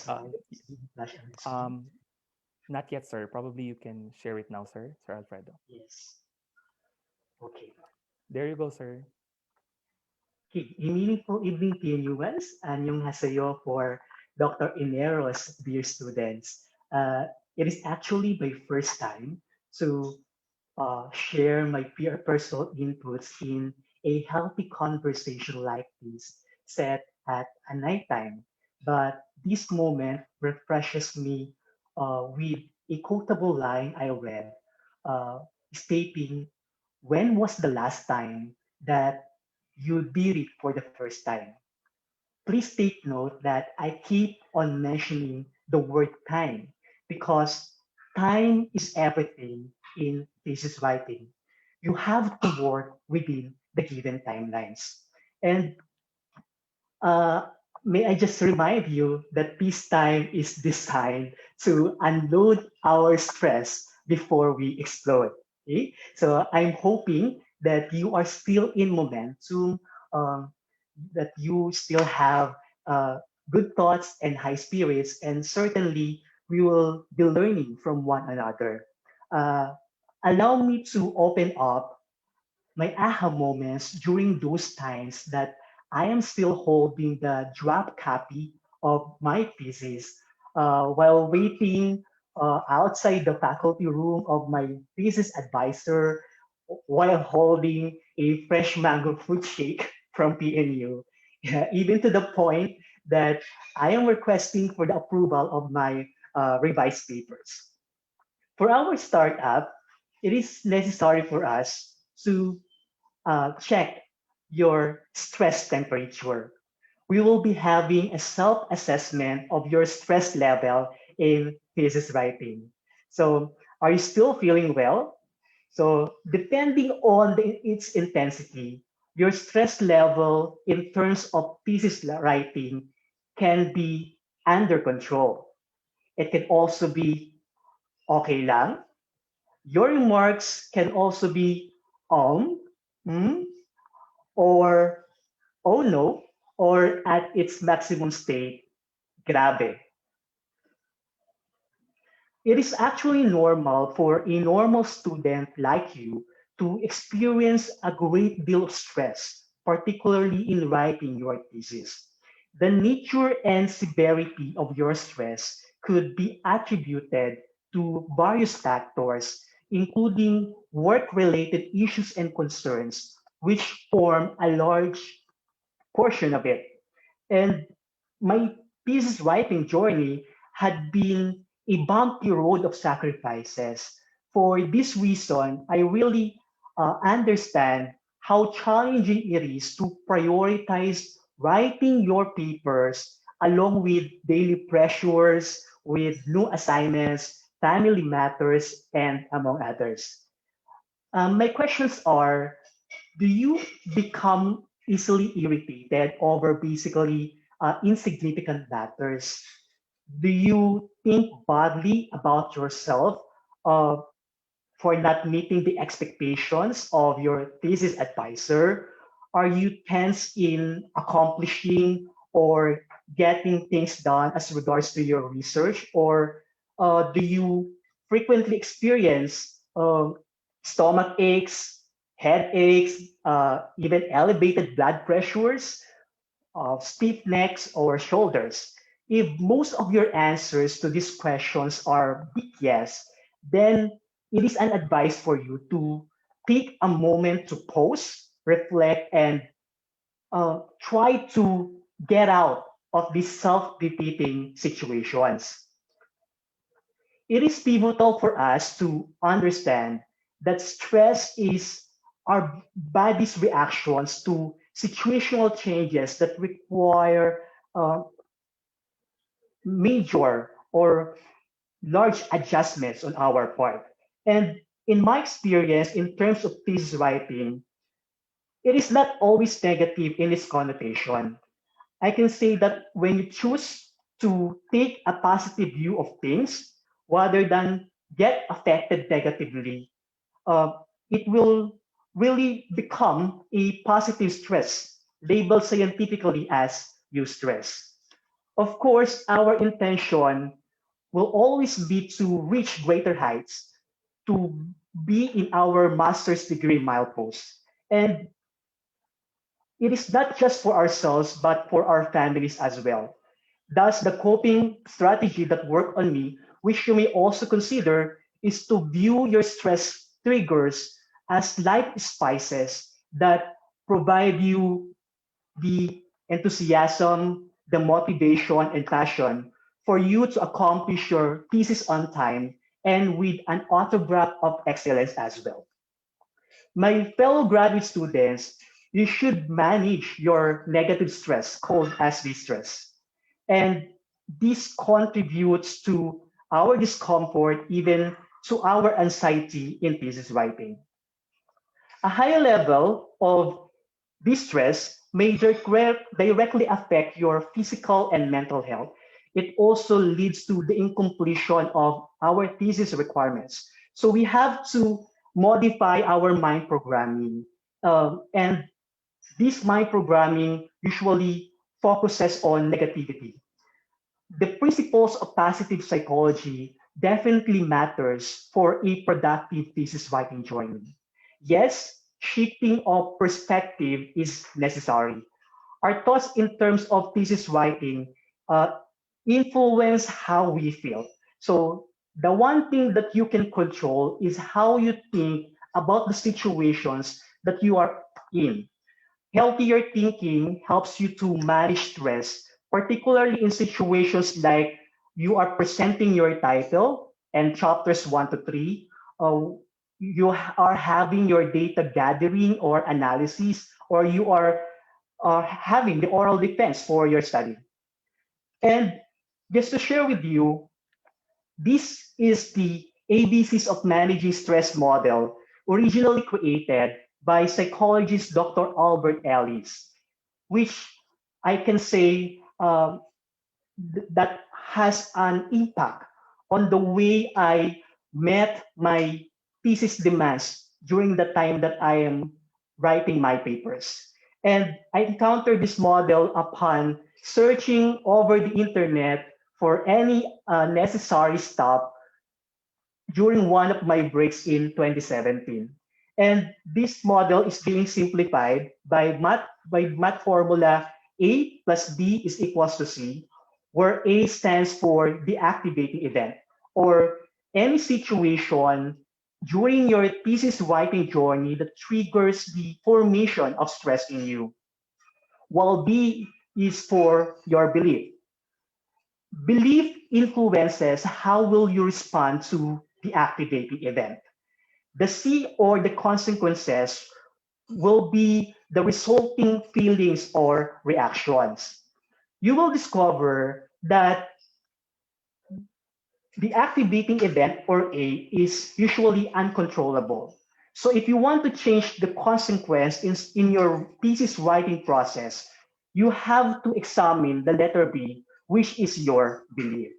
And relatively, the consequence primarily comes from your beliefs. So to respond effectively to the various challenging situations that may arise during your thesis writing process, you have to examine the events, you have to create realistic beliefs, and also determine the right feelings. Take, for example, your professor turns you down of becoming your statistician for your paper, and that's our activating event.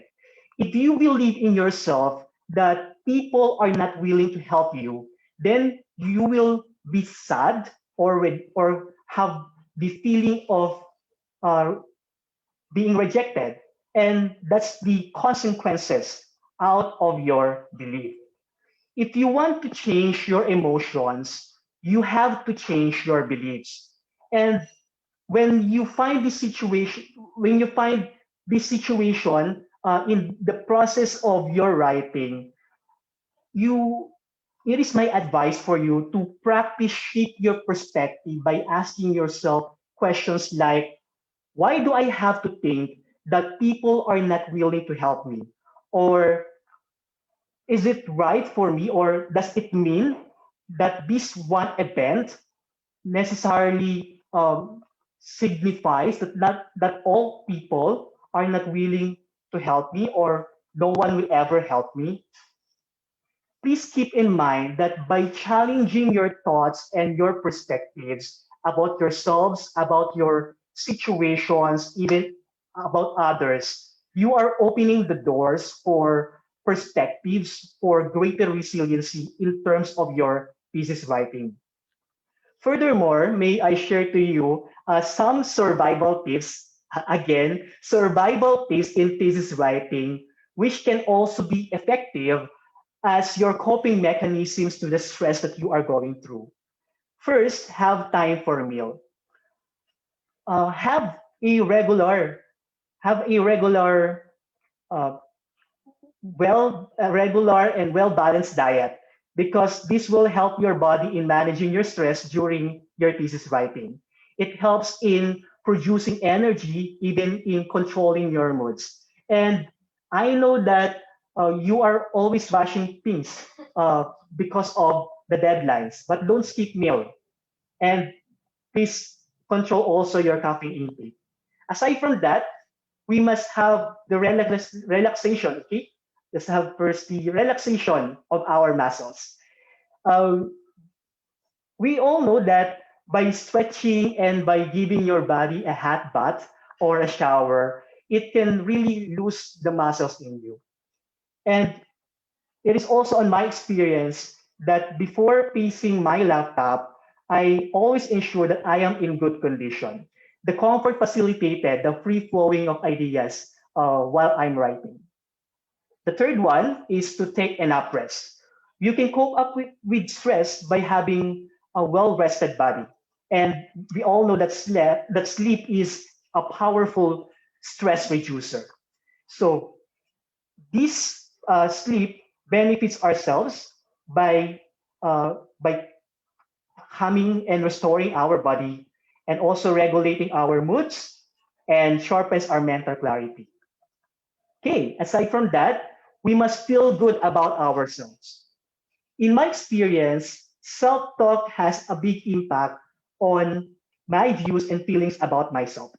Positive self-talk can greatly help you in building your confidence as well. So learn to accept yourself and then learn to say no. Know your limits and stick to it. Whether you are in personal or professional arenas, um, you have to express whether is it okay for you to accept additional responsibilities. But make sure that you express it in an open and respectful way. Then manage your time well. Plan ahead and don't overstress yourself. Poor time management can lead to a lot of stress. Build support group because talking therapy is a healthy way of managing your stress. You should talk regularly to someone, okay, whom close to you and whom trusts you, whom you trust about your feelings on your experiences in thesis writing. And building thesis support group also provides encouragement, comfort, and valuable advice, particularly if you are having common experiences or concerns. May I just go back with building support group?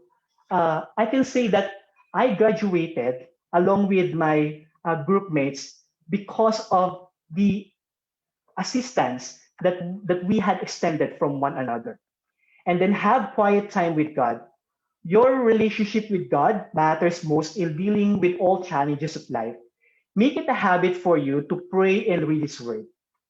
And your faith will definitely strengthens you. And before making yourself busy for your thesis, always ask God for His leading. Truly, wisdom comes from Him. One biblical verse that has impact on me is on Joshua 1:9. And it says there, be strong and courageous. Do not be afraid. Do not be discouraged, for the Lord your God is with you wherever you go. And also, may you continue to enliven within you the true spirit of being a champion. Not all of the students are able to have this opportunity of where you are right now. So as a trait of a resilient ADLM student, always have the kas ng loob. So always go the extra mile. So my heartfelt greetings to my research advisor, Dr. Caridad and Barameda. Thank you so much, and may God bless us all in full measure. Maraming salamat po, Sir Alfredo Di Sampano Jr. for your sharing on the ABCs of managing stress. I just like to highlight Sir Alfredo's sharing on the ABCs, but before that, he mentioned that there's the level of stress. Siguro, we would like to have a simple survey right now for our 42 participants. Nakalagay lang naman po kasi yung extreme, yung grabe, and then yung under control. Quickly, how's your stress level po when it comes to the ongoing, let's say, online classes or your thesis and dissertation writing? Feel free po.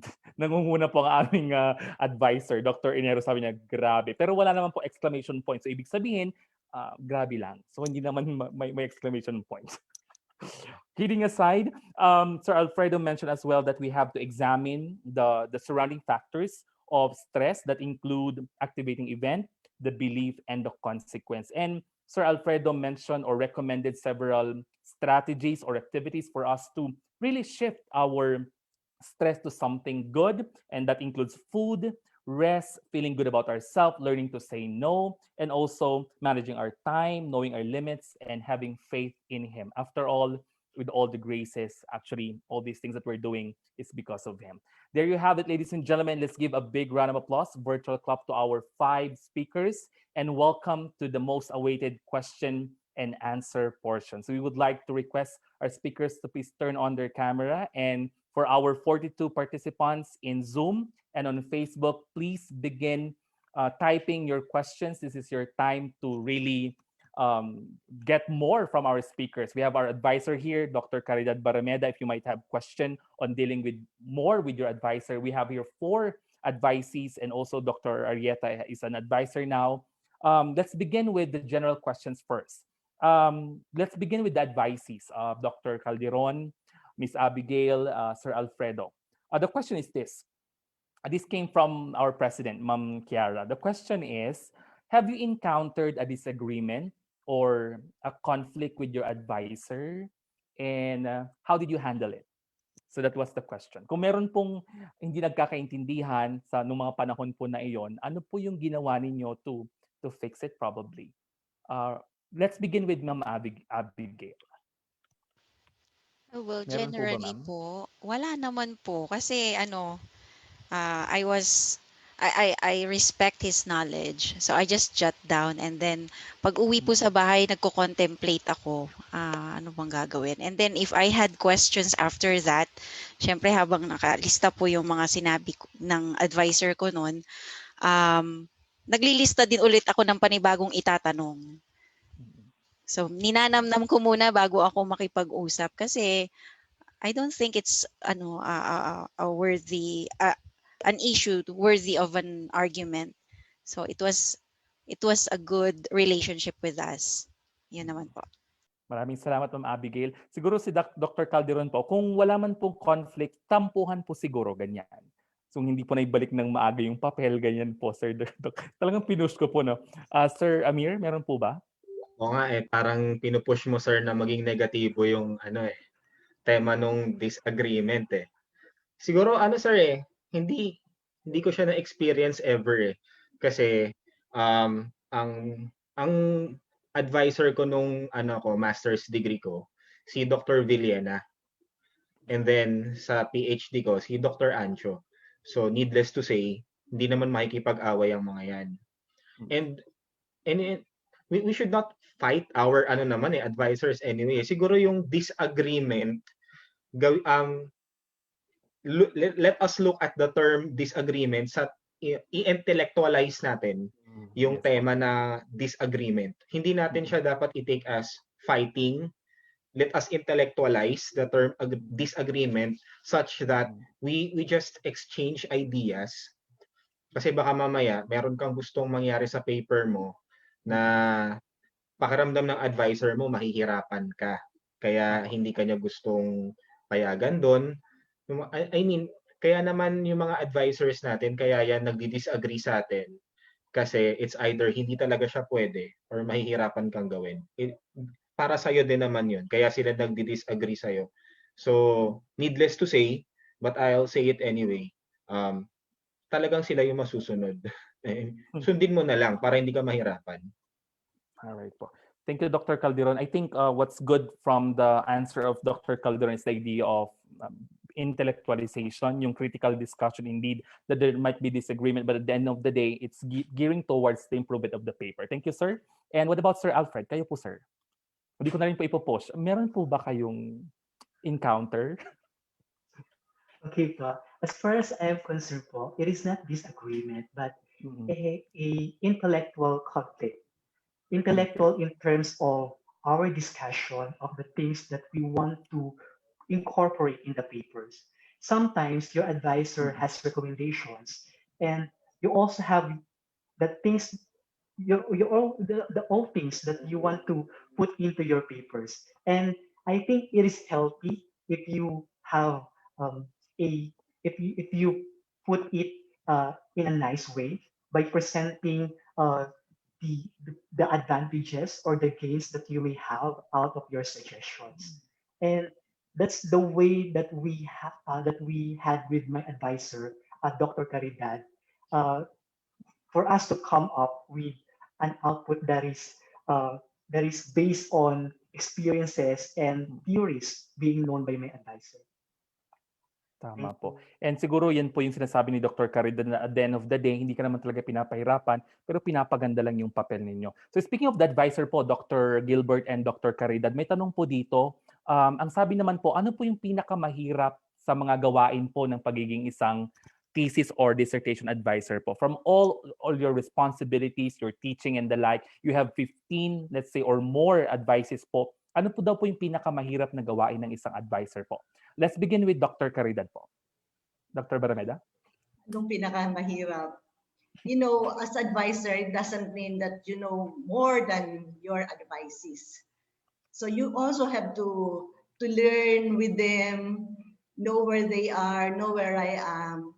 So for me, what is difficult for me is, for those, it's not a question of disagreement, but it's a question of those some advices who cannot follow those suggestions and really take them with great difficulty and do not see what is positive about it. All right po. Thank you, Dr. Bird. That's difficult in the relationship. But with my two former advisees here, I don't think I have met those problems with them. Tama po. And congratulations po, Dr. Barameda, for really accomplishing po the paper with these advices that you have po. I guess, or I think you are proud of them, and in return, they are also proud and grateful to you po, Dr. Barameda. And also one of your advices. Very proud of them. Yes po. And one of your advices, and now an advisor as well, Dr. Barameda, one of your products, Sir Gilbert. Kayo naman po, sir. Siguro pwede nyo pong makita po yung pagkakaiba nung, kasi naging advisee po kayo at ngayon advisor din po kayo, sir. Baka pwede nyo pong sagutin yung dalawang tanong, sir. Sir Beto. Siguro, first as an advisor, as a student, from the very beginning, I showed respect to Dr. Barameda. For the simple reason that she knows more and better than me. So I was just starting back then. But everything that she shared to me, the way she guided me, I made it a point that I learned. Because I was somehow expecting that time will come that I'll get to share whatever I learned from research. So never had, I think I practically followed everything what she said. And mom can attest to it. And as an advisor, right now, just like what we did, we have this Gantt chart. The timetable. I make it a point that I follow it up with my advice. Pag pinapangunahan ka, baka pangunahan ka kasi, and remind you of the policies of the institution. I remember what Dr. Barameda told me dati, na baka ma-technical tayo. So we always toe the line. So we follow the policies. Yun lang po, Sir Virgo. Salamat po, Sir Gilbert. And because of the limited time, Dr. Barameda and the rest of our speakers, generalize ko na lang po yung tatlong tanong na parang feeling ko po technical na tanong po. No? You can just choose among the three po na pwede nyo pong sagutin. So this will be the last chance for us to answer the questions. Ang tanong po nila, any recommendation po on making RRLs, related studies po, on the proposal? And then the other one would be any suggestion on coming up with a framework? And the last one po on the methodology. So to our speakers, you might just choose one po among these three questions or suggestions po para sa tatlong gagawin po. RRL, and we have the framework and methodology. Probably, who wants to start po? On the suggestions on creating these parts of the proposal or the paper po. Probably we can have Dr. Barameda po muna. Dr. Caridad, the expert po. Oh no, we all learned it anyway. So Yes, for me, all these things are important elements of the thesis or dissertation. Now, why I would like to stress on the review of related literature, because it's there that you start everything. No, you may have your topic, your problem in mind, but if you're not informed well about it because of limitations with your review of related literature, you will not be properly guided. The others will follow, even the framework, even the methodology, as long as you know a lot about your topic, then you will be properly guided. So the importance of really doing an exhaustive review of related literature, both from primary or secondary sources, whatever is there available, that would be a good help to start your study. All right. Thank you, Dr. Barameda. And Dr. Gilbert, kayo po, sir. Hello, sir. I hope I'm not lagging. The same with ma'am. It's all about RRL. If that is your topic, you have to read a lot. Because until the last time, until your oral defense, you'll be asked to cite additional literatures. So because that will be your basis for your conceptual framework. The methodology is easy as long as you get to understand better what your research work is all about. So just like I remember what Dr. Reyes and Ida Reyes said, may tato kang gagawin talaga sa simula ng dissertation or thesis writing. Read, read, read. That's it. Tama po. Salamat po, Sir Gilbert, for stressing that. Read, read, read, and let's listen more to some answers. Sir Alfred, kayo po, sir. Any suggestions on these parts of the paper po? Yes po. And it is also necessary for us that as we begin our journey for MA and PhD, we are starting to read about the chosen topic that we have for our study. And while you are undergoing the different learning opportunities that you have, you are adding more and more literature on or inputs on about your topic, and it really makes sense in the end because your paper will be a kind of work having different views and perspectives, since that you are having a lot of references for it. Thank you. Thank you, Sir Albert, yung sinasabi po niya na parang different perspectives on the topic, and that's in response as well to Dr. Barameda's idea on exhaustive reading and read by Sir Gilbert. What about Miss Abigail po? Any other inputs, ma'am? Makinig po tayo sa kanila. Kasi yun po talaga ang basis. Magbasa. Yun po talaga para mag-build yung study, ma-develop yung problem, at yung ating framework. Yun po talaga. Salamat po, Ma'am Abigail. And naalala ko kay Dr. Calderon, at siya naman na po yung huling sasagot. Sir Amir, ilan pong journal ang nabasa niyo po all in all bago niyo po matapos yung dissertation niyo po? Kasi sabi niyo po, 1 hanggang 3 journal every day po, sir. Dami, sir. Madami. Sir, your suggestion po, sir, on making the proposal po with these critical parts of the paper, sir. Siguro maiba ako. Sagutin ko yung sa methodology naman.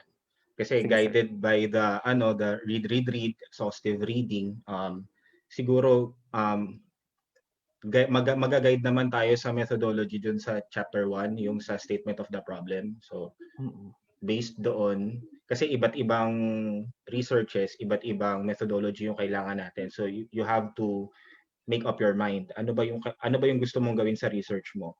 Kapag quantitative, iba yung research design. Pag qualitative, iba yung research design. No? So, and then, I think mas linked tayo sa pa-quali kaysa sa pa-quanti kasi nasisimplehan na tayo masyado sa quanti. So, linked na tayo sa pa-quali. So, if that is the case, then you have to take into consideration what type of data you want to get from your respondents. Are they experiences? Kapag experiences, lived experiences, phenomenological siya, things like that. So kapag ibang tema naman ng data, iba din yung methodology or research design. So it's really up to you. Okay, kaya lang, syempre kapag may data ka na, may kabundle siya na methodology, you have to ask your advisor, syempre for inputs, kung tama ba tong research design or methodology na gagawin ko, sir or ma'am. Basta lahat naman ng gagawin mo, it all boils down to your advisor. Re-refer ka pa din talaga sa kanya. Tatanong ka pa rin and susunod ka pa rin. Thank you so much, Dr. Calderon. And speaking of methodology po, yung mga nagtatanong po regarding sa technicalities po ng paper, it is being announced here by our advisor, Dr. Inero, that the Graduate Research Office is conducting an ongoing capability training po. Please contact lang po si Sir Nathan. And of course, headed by our GRESO Director, my advisor, Dr. Arlene Marasigan. So please keep in touch po with GRESO because they have really a lot of initiatives po para matulungan po tayo sa pananaliksik sa panahon pong ito. Probably last na lang po, Dr. Barameda and Sir Gilbert. I think you can answer the last question po dito from Ma'am Carolina Gonzalez. I would like to ask if you experience getting an outside advisor who has also an expertise in your topic. I mean, a professor where he or she is not from PNU for the sake of getting other side of your research. Any reaction on this po, Dr. Barameda and Dr. Arrieta po? I think it happened already that an outside advisor was appointed as advisor of a student, but we have the consideration is the topic of research. Okay. If we think there's nobody at PNU or the advisor can request for it, or maybe because of the topic there's really nobody who can take care of her or him, then you can ask, because it is also possible that an outside from PNU could be an advisor of one of the here. Yes. Thank you, Dr. Barameda. Dr. Gilbert, any additional po on the answer to that question, sir? I think unofficially you can ask help from others. You know, it's also that good to get the opinions of others. But in my opinion, you know, aside from your advisor in PNU, in the Register, you can also ask the other professors for clarification, for assistance, most especially on, let's say, in my case, I ask someone to help me on the methodology, but with the permission of my advisor. And in my case too, as an advisor, I'm from the outside, but I'm still I'm a part-time professor in the PNU. So I think if it's needed, well, just like what Ma'am said, depending on the topic. So, but it's also good that it's open that you consult others for, you know, for. Tama po. I think it's really, of course, but right in po protocol and of course respect to your advisor. I think more ideas, it would be better, but still you have to consult the advisor currently. Yan po. So thank you so much to our advisors and advisee. Last na lamang po, final words, best takeaways from this webinar, or final words of encouragement po sa ating mga katulad ko po na nagdi-dissertation at nagdi-thesis at gusto pong bumalik, yung mga nanonood po sa Facebook na gusto pong magbalik loob sa pananaliksik na nabanggit po ni Ma'am Abigail. Ano pa kaya ang kailangan gawin para mabuhay po ang burning passion na yan para matapos po finally ang dissertation at thesis? Ma'am Abigail, yaman lamang din po at kayo po ang nakapagsabi niyan kanina. Any final words na? You may rest, but don't you quit. Yun lang po yung lagi kong sinasabi. Pahinga, pero babalik at babalik. Babalikatin para matapos kasi walang ibang gagawa nun para sa akin. Ayun po. So bangon. Laban lang, kapit lang. Parang may dalawang kanta po na madadagdag sa listahan po ni Sir Arieta po ha, doon sa babalik rin, hindi ko pa alam ang title niya. Pero salamat po Ma'am Abigail. Sir Alfred, kayo po. Mensahe po sa ating mga nanonood, sir. Okay po, as for me, always be passionate with what you are doing. If you are starting to have your thesis or your dissertation, it is necessary for us to finish what you have started, to put more efforts and learn how to manage your stress as well. Because we are in a world full of pressures, and thesis writing is one thing that will be challenging on our part. But if you look into how productive your life is, or how productive, uh, how contributory this experience will be in your life, then it will be rewarding. It will be satisfying on your part as a student. Thank you. Maraming salamat po, Ginoong Alfred. Dr. Calderon, your turn, sir. Enjoy the journey. Kasi kapag natapos ka na, mamimiss mo na yan eh. Kasi hindi ka na makakabalik sa normal na estudyante ka ulit. And always do everything graduate school related happy. Kasi ipinanganak ka para lumigaya. Ang lalim naman ng Sir Amir. Kayo po ba, namimiss nyo na po bang mag-dissertation po ulit, sir? Or nasa... Ay, hindi ko namimiss yung dissertation, yung school lang. Yung Okay, school sir. lang yung namimiss ko. Sige po. Kayo, Sir Gilbert, ano dapat ang hindi ma-miss po ng ating mga nagtithesis at nag-dissertation? Ang panghuling habilin po or aral na gusto niyo pong ibahagi sa ating mga nanonood, sir? Dr. Gilbert? Taga lang, sir. Ay, lalaga ko.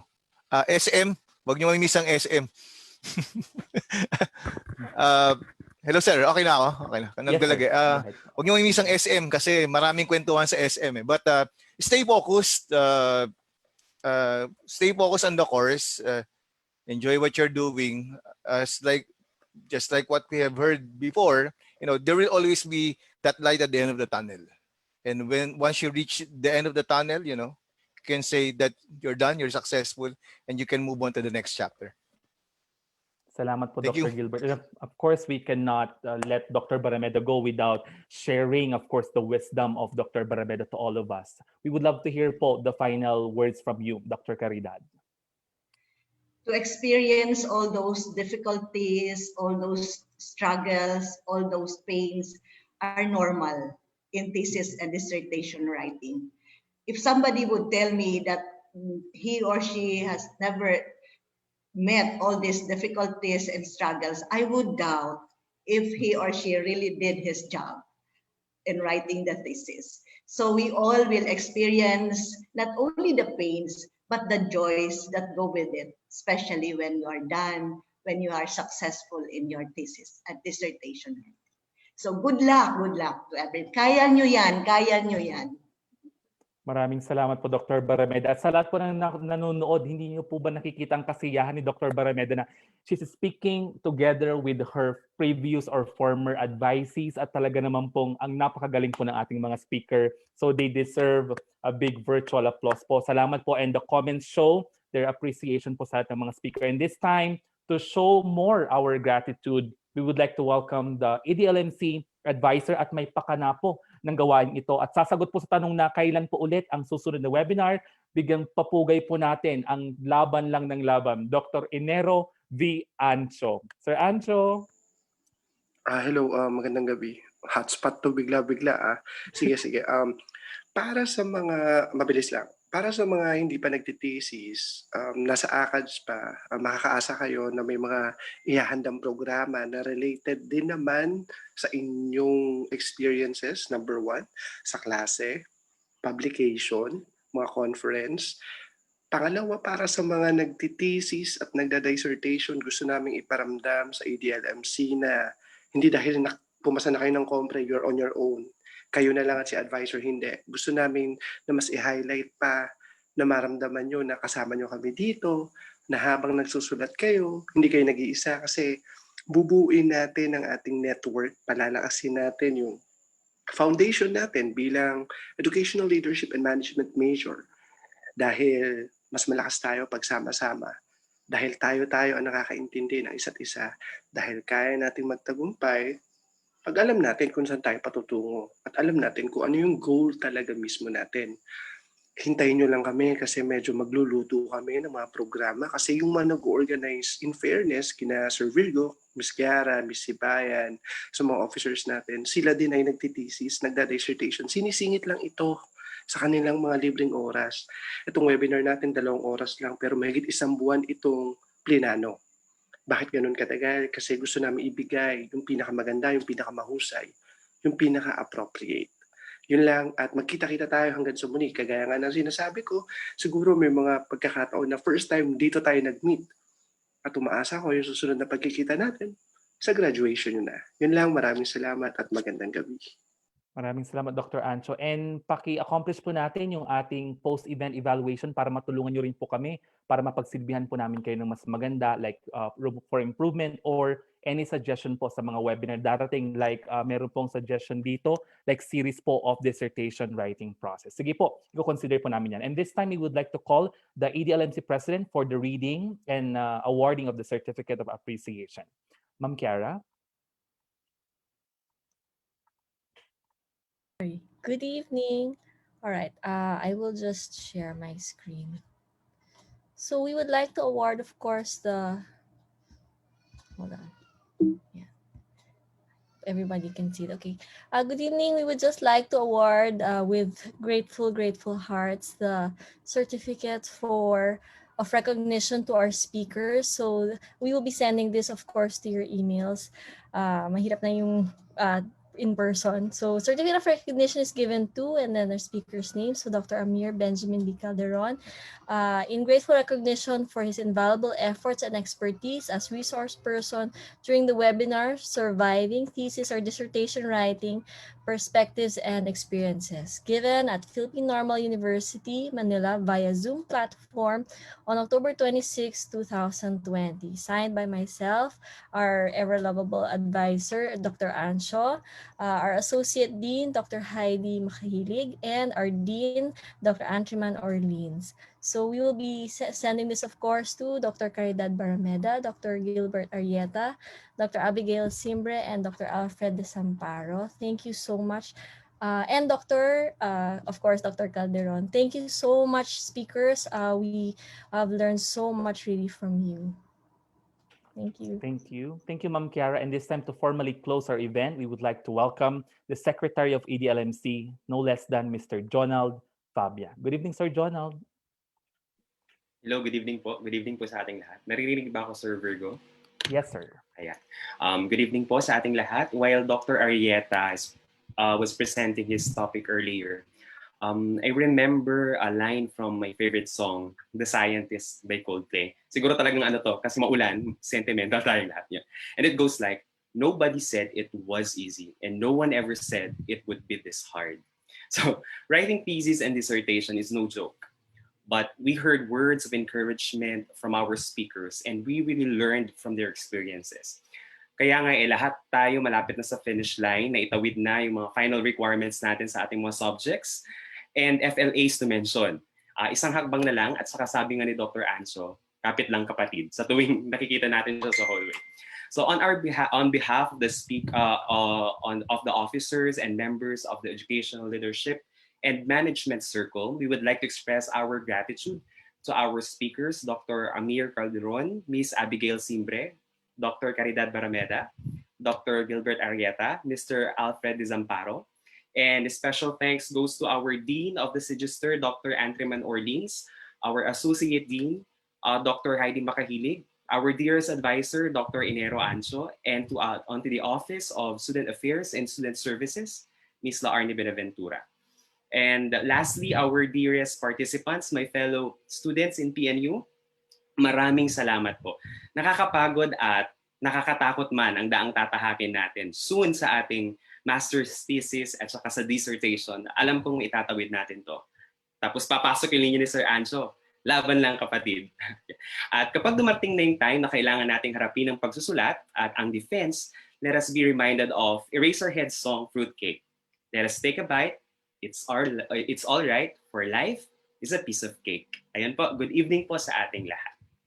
Maraming salamat po, Ginoong Jonald Fabia. And we would like to request everyone, our existing 39 participants via Zoom, to please turn on your camera for our official photo ops para sa makasaysayang gabing ito sa EDLM na sadyang napakainam na pagbabahagi po ng mga kaalaman mula sa ating mga advisor at advisee po at mga successful po na mga alumnus po ng Register. So everyone, let's have our cameras on and smile po. Meron po yatang dalawang panel po. Ma'am Kiara, there you go. Hold on, one more. 1, 2, 3, and smile. All right, thank you. All right po, and for us to officially end this event, of course, as proud PNUans, let's all sing po the virtual PNU hymn.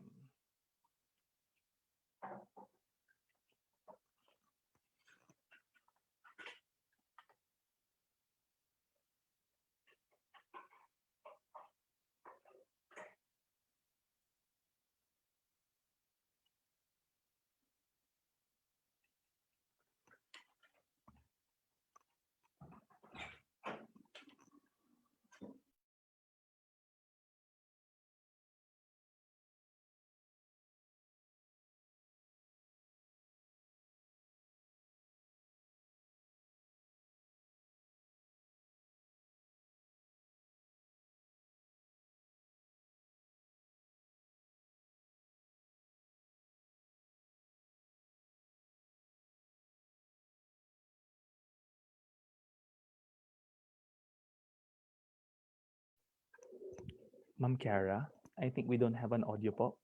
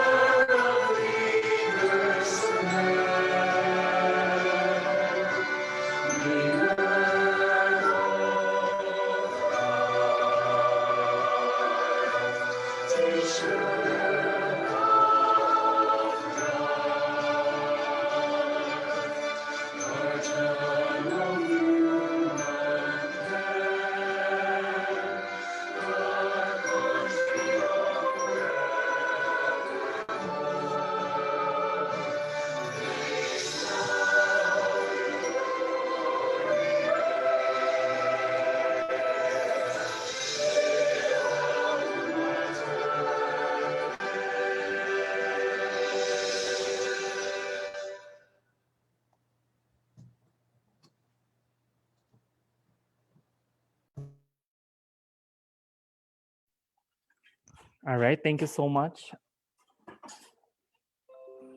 There you go. Please keep in touch. We would like to present, we would like to thank Ma'am Laarni from the OSAS, and we would like to invite all our fellow colleagues in EDLMC to please follow and like the official Facebook group or page of EDLMC PNU Educational Leadership Management Circle. And on behalf of EDLMC, we would like also to greet happy birthday to our PNU President, Dr. Bert J. Tuga. So together, we shall overcome any challenges and maximize all learning opportunities relative to the completion of our thesis and dissertations. Until the next EDLMC virtual event, mabuhay po tayong lahat. Maraming salamat po and good night, everyone. Congratulations, Sir Virgo. Congratulations to everyone. Ingat kayo. Congratulations po. At good luck sa inyo.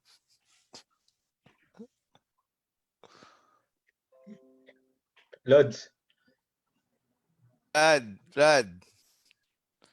Ano? Natin? Iba natin si Sir. Yayain mo na.